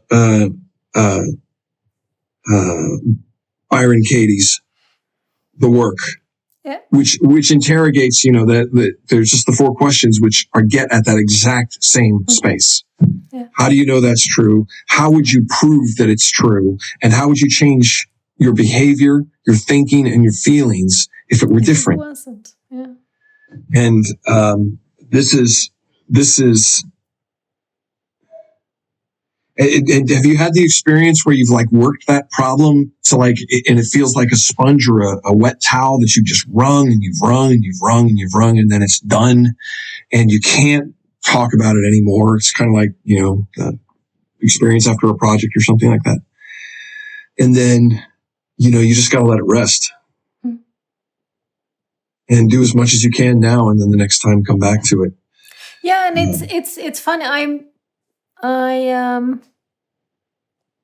The deep dive into shame that I'm doing with Dominic with the process-oriented therapy. So we started we had one session in July or August last year, and then we had one more session, and then we kind of started. And so I've been basically doing a session every week. And we did the first 15, and then it was like, okay, another 15. And the 15th was up.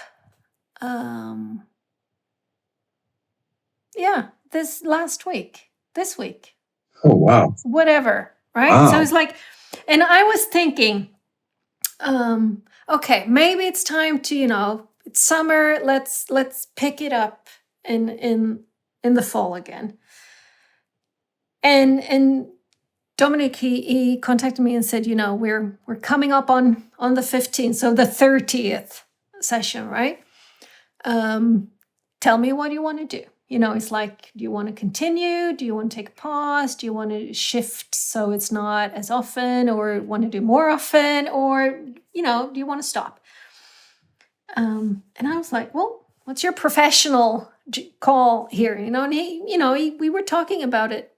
And it's like, well, there's you can rationalize any of those. There's, good reasons and bad reasons for all of them, basically. But what was so apparent to me was this fact that not a session goes by without me really just, another one and another one. It's like, it's such a... That's right. I'm still... That's right. So, there's been a few sessions that have been just, you were in that, when I had the earth-shattering one in February, I think, because that was on a Tuesday, and on the Wednesday, I logged on to a writers club call, and you were there. Yeah. That one was in magnitude the big one, right? I've had much, much smaller ones, but there's been a magnitude. none of them have been like, okay, Right. flat line. So I just saw that, oh yeah, no, I'm not, there's a momentum here. I want to keep it going. Right. And one of the powerful expectations that gets adjusted quickly in recovery, for instance, which is a pretty structured, if you'll take it up, it's a very structured way to handle this particular collection of problems, is that, this is a lifetime practice. Yeah. This isn't a, come in, get your your acute problems solved with the law, and then you're done. You can go back to whatever it is you were doing. Many people do that, and okay, there's no judgment on any of that. But to me, I'm in it for the promise of living really well, not just getting through the survival piece, that the change in thinking, the change in personality, the change in, who I am is how I am. And, I am a sculpture that I'm chipping away all the stuff so that we can reveal who I am. And that goes on and on and on and on until we're done. And I think that the expectation for me that I needed to get through was that every single time I run through the steps, which is more than, it's 12 steps. So 15 sessions, 12 steps, sure.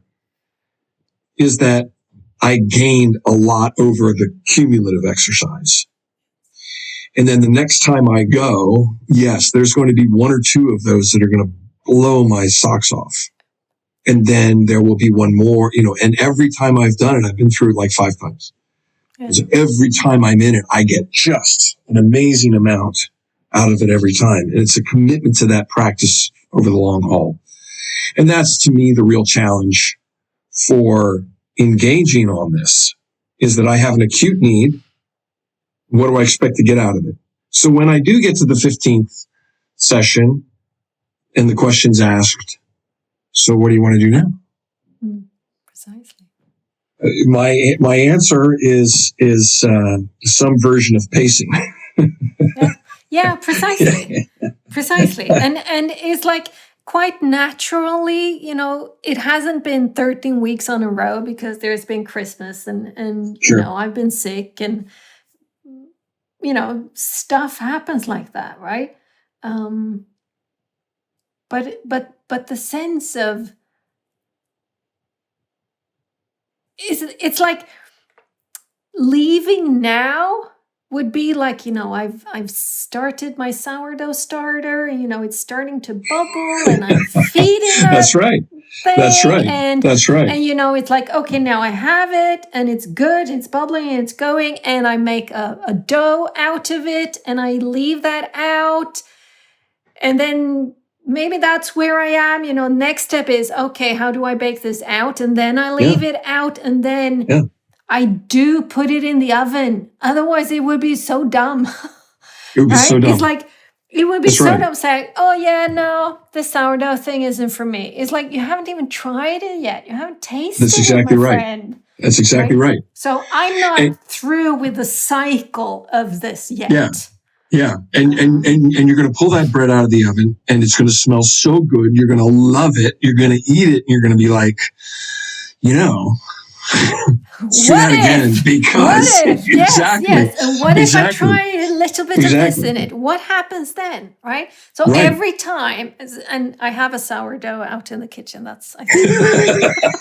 So this morning I baked it out. So now it's going to stand for 24 hours before it goes in the oven. Yeah. My son, he's in like kitchen / waitressing / chef, being a cook culinary training school. Yeah.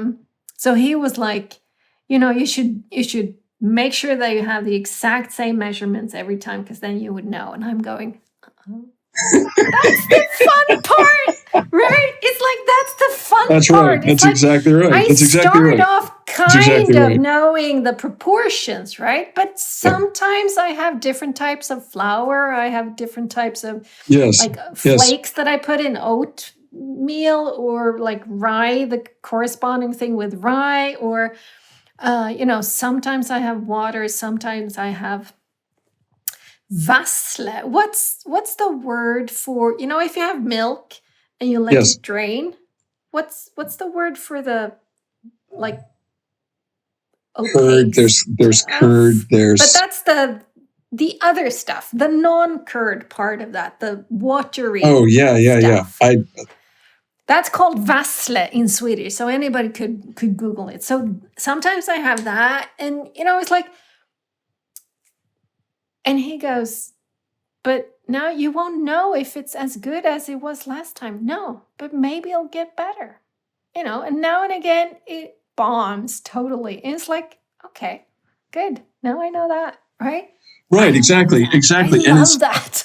right, and that's the other common thread we share is the commitment to exploration, the commitment to research, the commitment to, it's not just the professional piece, it's a life. It's a life. Yes. My imagining as the 10, 12-year-old was that I would be working, I would be designing aircraft, because that was all happening at the time of the sort of a heyday of experimenting with jet airplane design. And they got to an optimal design and they just sort of stuck with it. But my imagination was caught by all this endless proliferation of experimentation. And then they'd build it and they'd fly it. And it was like, wow, not only, and for a long time, I thought the excitement was the flight. But now, as what I've realized is that no, it's the experimentation. Mm-hmm. It's the, keep a loose hand on that recipe. You want it nearby for reference, and sure, you could accumulate some knowledge by making some notes as you go along. Yeah. But the real thrill of it is to, mess with this, mess with that. And in that investigation of those 15 weeks or that 12 steps, something comes out that's just mind blowing. But the pacing of the step work is such that, what I'll need to do is I'll need to hold on to that mind blowing component. And the next time I go through, that'll be the starter that I use for that next batch of investigation. Because it's like, oh, wow, I do that, don't I? Wow. Ooh, well, what's in there? What's that all about? And it makes me, it's so funny that we've been touching on pace so many times. The pace was the June Tankesband community conversation. You missed it. It was awesome. It was so I have a blog post to write, so by the time in August or something when this is up, it'll be there. But when you speak now, I Lindy hop, and with luck, courses will start again end August. And I'm dying to do this again because I just love Lindy hopping.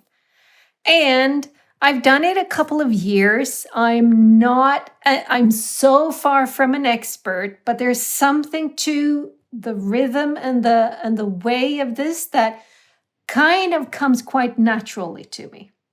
So, at the level I'm at, I'm quite proficient at it, and I enjoy myself enormously. When you go to it doesn't matter if it's the class or the social dancing, now and again they put on these like 200 beats per minute songs and you just go, fuck no. It just is not happening. I cannot even move my feet that fast. It's like, shit, no, it won't happen. And you look at some of the people who can, and you go, it just looks so cool. How can they do that? Well, that's where they're at, right? Right, that's where they're at. That's exactly right. So I can get a slightly slower if I have the right partner. I can make it happen. On any given day. On any given day, precisely. Right. If I have the wrong one, we're screwed again, right? Yeah. So I have a trick. If it's one of those really fast ones, I go half pace, right? So I don't have to take every, I can go every other. then it works again. Then it can actually be kind of slow. So depending on, it's the same type of thing. It's like, there's a recipe. There's these various components you can put into a Lindy Hop routine. Yeah. And it's not a routine. It is dancing. It is spontaneous. It's improv. That's what it is. If it's not for show, right? That's something else. But, the way you dance, it's like there's not a first you do this and then you do that and then you do the other thing. It's you and your dance partner. You two create the dance as it's happening. And I love it. Yes. Right? I love doing that. And sometimes, man, I mess up. Sometimes, whoa, I'm totally on fire. Sometimes it's a song that I go, it's kind of nice. And sometimes my heart is just pounding because I love the song. It's like, yeah, absolutely. That is life. That is that human aspect that is life. That's life. That's exactly right. That is exactly right. And that's to and it requires all of the stuff that we're hearing from folks like Brene Brown around vulnerability and dealing with shame. It requires all of those components of being willing to risk failure and to look poorly, to abandon, my attachment to what other people are thinking of me. Yeah.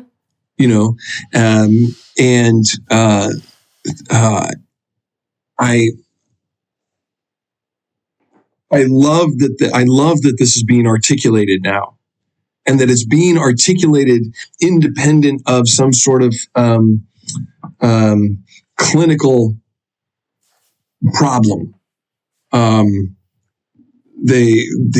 12-step community helped me enormously, but it required that I fall to a place, that my life go to a place that had I had this kind of conversation happening, I mean, there's no telling how any of it could have happened, but my spirit, my hope, my faith in this conversation is that what we're talking about is the kind of life skills, the kind of approach to thinking, because this thing is super powerful and it can be really productive or really destructive.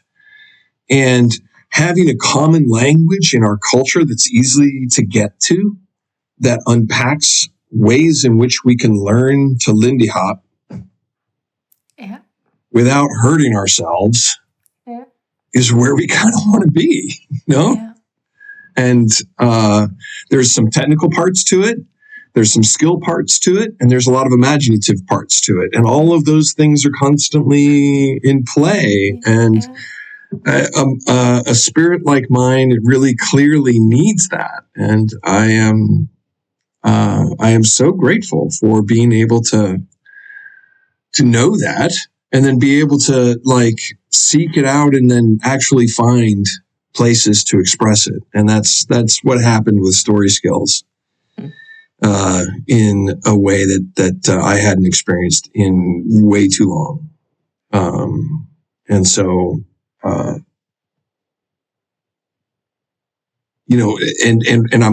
finding now in this 6 months since that's happened, that all these, the cycle time, I'm back to the whole cycle time, the pacing of, okay, I've had this new experience. I've had this class, and coming out of the class, I was on fire about stuff, and it felt really good, and I really enjoyed it all on its own. And if that was that, that was that. But now what's happening is that 6 months out, I've had some cycles through a couple of ups and downs. I've had some, basic, not overly dramatic stuff happens, just the seasons. And, but I have sort of a more durable energy around it. I have a more durable, enduring kind of response to it that's marvelous, that I did not expect at all.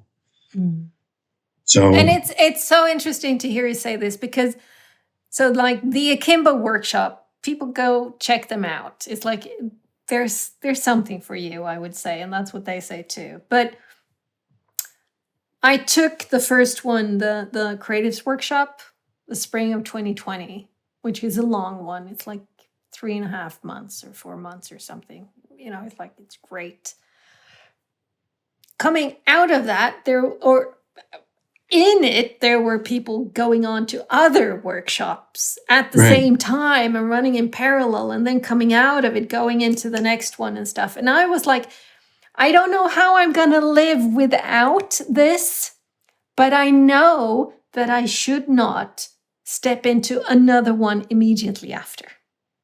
Yes, something in me was very, very clear there. That's it's like, oh, I want to. But Helena, it's not now, right? So when story skills came, so I think if the cutoff day when they kicked us out of the platform was like July 7th or 8th or 9th or something around there. And it was just, I'd logged in the morning, and then an hour and a half later, poof. Just, it was the feeling. I blogged about it. I blogged about the feeling. It's gone, right?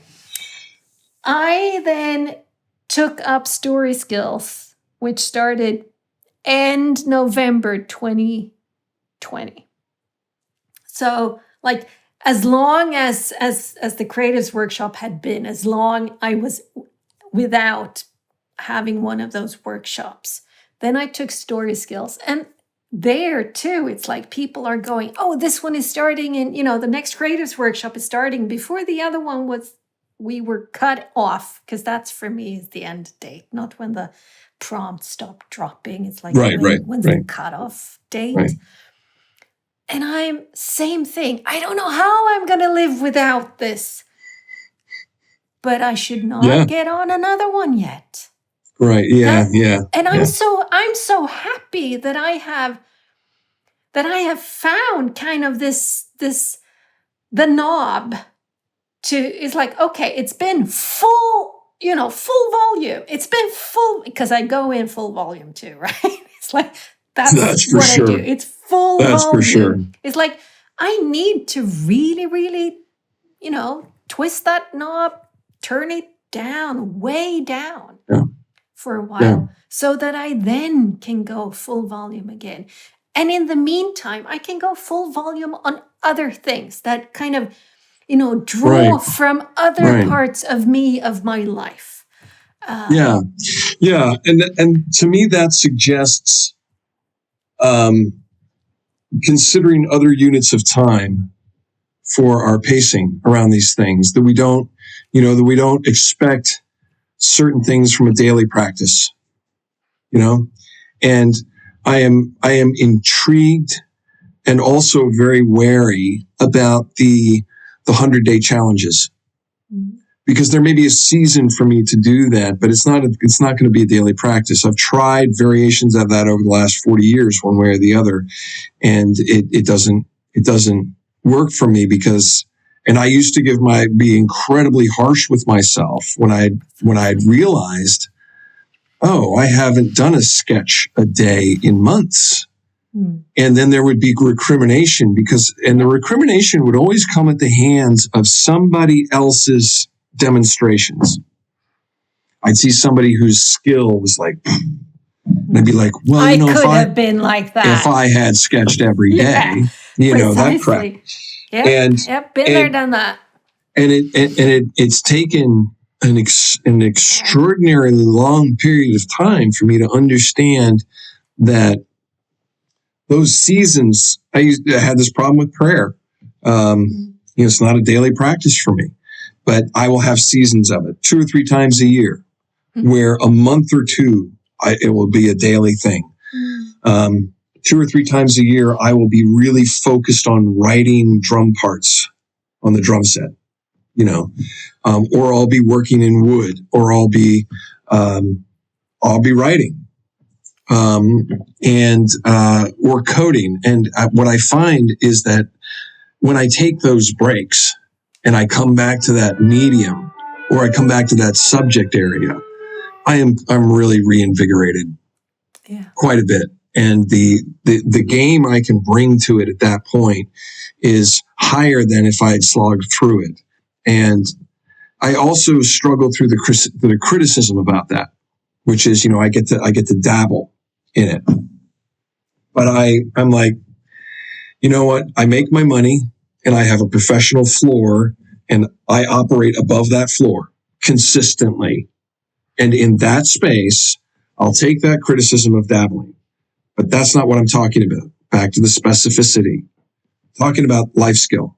I'm talking about how I engage the world, what it is I produce in a way that's deeply meaningful for me, that is an expression that can reach others, that's of service, independent of the pay and independent of the value that you said you needed from my work. It gets released into the world, and it's no longer mine. People make from it what they will, and I don't get any reward from that, from that piece of it. It's the it's the doing something without the expectation of reward. It's the and there's the regenerative part to that. I'm one of those people who can do daily slogs, and the one daily streak I've had is my 7-minute workout, which most days for the past year and a half is just me dancing wildly in the back. Who gets to tell me what I need to do, right? Yeah, right. Exactly. Yeah, exactly. I do it, but I do it, right? So today was like day 2,510 or something. But it's like I haven't blogged daily since the creatives workshop, basically, a year ago. So what do you make of that? So for me, and there's been aspects of that. So for me, it's not hard for me to do daily things. Yes. I ace them. I agree. Ace them. What's not hard. The challenge for me is to step away from the meaning, the attachment I have to what it says of me when I'm doing something on a daily basis, and go, today, what will nourish me? Yes. Right. Okay, then right. Yes. Breathe. Okay, yes. then breathe. Yes. Cold shower, yes. 2 minutes. Okay, go for it, lady. I have some sense of like my 7, and again, I'm telling the truth, mostly for the past year and a half, I have been dancing. I dance, or I do pelvic movements, and it's like I'm in movement. Yeah. I've come to that's my floor. I brush my teeth on a daily basis. Yes, I do at least 7 minutes of just being in motion. Yeah. So that's not, it's not even one of the streaks anymore. It's like, yes, I do it because I have a friend and we text each other every morning about what we're doing and about life. And we've come to be great friends because of that. But I don't need to put daily blogging back on. Right. Because that's not where the challenge is for me. The challenge for me is, okay, Helena, what's your expression today? That's right. What is it that you do today that will nourish you, that will be regenerative, that will provide you joy and beauty and pleasure and challenge? Where's the edge today? It's like it's all of those. Right. So, like looking at my streaking habits, if you can say that, kind of sounds funny, but me dancing with them is like, this is what I need to learn in this period of my life. Right. That I don't have to adhere strictly to something because of some attachment I have to what it means about me when I do. Right. You're building a repertoire. Yeah. Yes. And so as part of this experimentation, part of this commitment to like curiosity and exploration, so we come away with a repertoire of responses. We come away with the reality that each engagement, each fascination might have a season. And sometimes that season looks like what we call a streak. And it's 6 years long, 8 years long. And sometimes, it's like 2,500 days is forever. Right.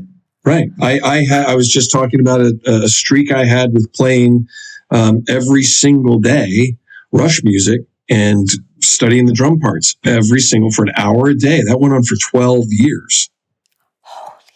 And then at some point it just sort of it stopped, and I needed to breathe, and I didn't quite understand it, and there was sort of this darkness that went along with that I was not okay, because it was sort of devoted, and it didn't feel good. But I was at a place in recovery where I recognized that these things we're talking about were possibilities, and maybe what's happening is I'm looking for some refreshment. I'm looking for being recharged in a way. And I need to reach out to find other versions of this and what's happening. And sure enough, within weeks, I discovered another drummer that just fascinated me. And I still play that music. And I still play. Yesterday, I played for 2 hours. And it was a mix of, I still play Rush. I still play these other bands, because I am now at the point where I'm fascinated with the dynamics of how do you blend the technical skill or the technical components of timekeeping, and that's way too fast for me. How can I get that done without hurting myself? The skill set and the creativity. And I'm feeling really just like the exact way you described, Linda Hop.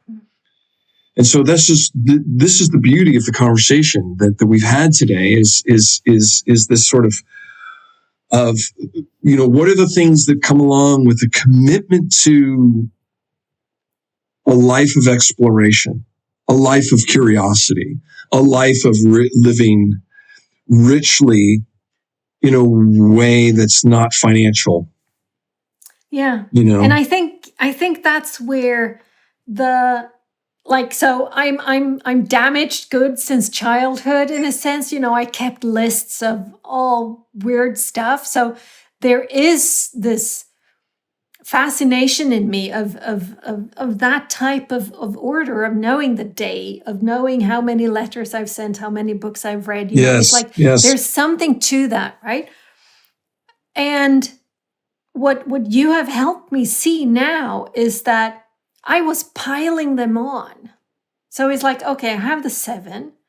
Then I do the cold shower. Then I do the daily blogging. Then I do the Wim Hof breathing. Then I do the at least 10 kilometers in my body every day. Then I do the this and that and the other thing and the third thing. And I have to read a book as well. And, it's like, okay, now I have like 15 things I have to do on a daily basis, which turns into a slog.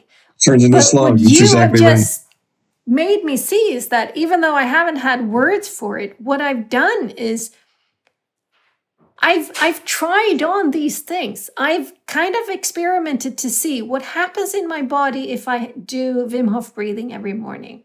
I did that for 1.5 years. I know what happens in my body. What happens if I go 6 months with at least 2-minute cold shower every day? Okay, this is what happens. What happens when I write a daily blog? Oh, this is what happens. What happens when I do 10 kilometer every day? Yes. Oh, this is what happens, right? So it's perfect to, I can throw in new things to try. What would happen if I do, I actually put my hands in the soil every day? If I do 15 minutes of gardening every day and do that for 100 days, what would then happen? But now I have this smorgasbord of stuff that I know nourishes me. And yeah, sure, maybe the perfect benefit of them only come if you do it religiously. I don't need that shit. No. I get to play. It's like, so today. That's exactly right. I did my exactly right. I did a morning meditation. I haven't, I did Headspace for years. Yeah. It's like today I did a morning meditation. I went down, I did my 7 minutes of dancing, and then I asked, shower. I want a cold shower today. So I did the cold shower. 2 minutes, cold shower. Right. Perfect. So right. being able, and this is the regenerativeness of it. It's now, it is not a slog. It is not something that I have to do. And if I don't, I'll punish myself for it because bam, you're dumb or bad or worthless or anything. Not required. It's like, no. Right. None of that, please. Right. So if you get in a jam around a 100-day commitment you've made, just know that at the end of the 100 days you can change it up. Or if you're at day 70 and you're figuring out this is no good, you can stop. I know, it's like revelatory insight, right? Right. And that's you just described scientific method. I mean, that's the heart of it. Is I have a theory. I'm going to go collect a bunch of data and see what happens. Yeah. And, maybe at some point maybe at some point someone will describe in my obituary, he was religiously routine. It hasn't happened yet. and I've learned to be really good with that. Yeah. Every day is different. And now what we're doing is jazz improvisation. The trick is, get enough, again, we're back to cycle time and more experiments and more, get proficient. And I love your attitude around what happens if, what happens if, and what if I did this, I think that encapsulates the spirit and the essence of it. And it's amazing. I'm goosebumpy around it. So good job. Well done. So it only took us 2 hours and 24 minutes this time. Precisely. So back to the start then. Where are you now? Are you more disembodied, or is like, no? Okay, no. I mean, in my repertoire of anchoring activities, this is one of them. The re-inhabitation of my body, this is one of them. Arranging conversation without much specific agenda is always anchoring.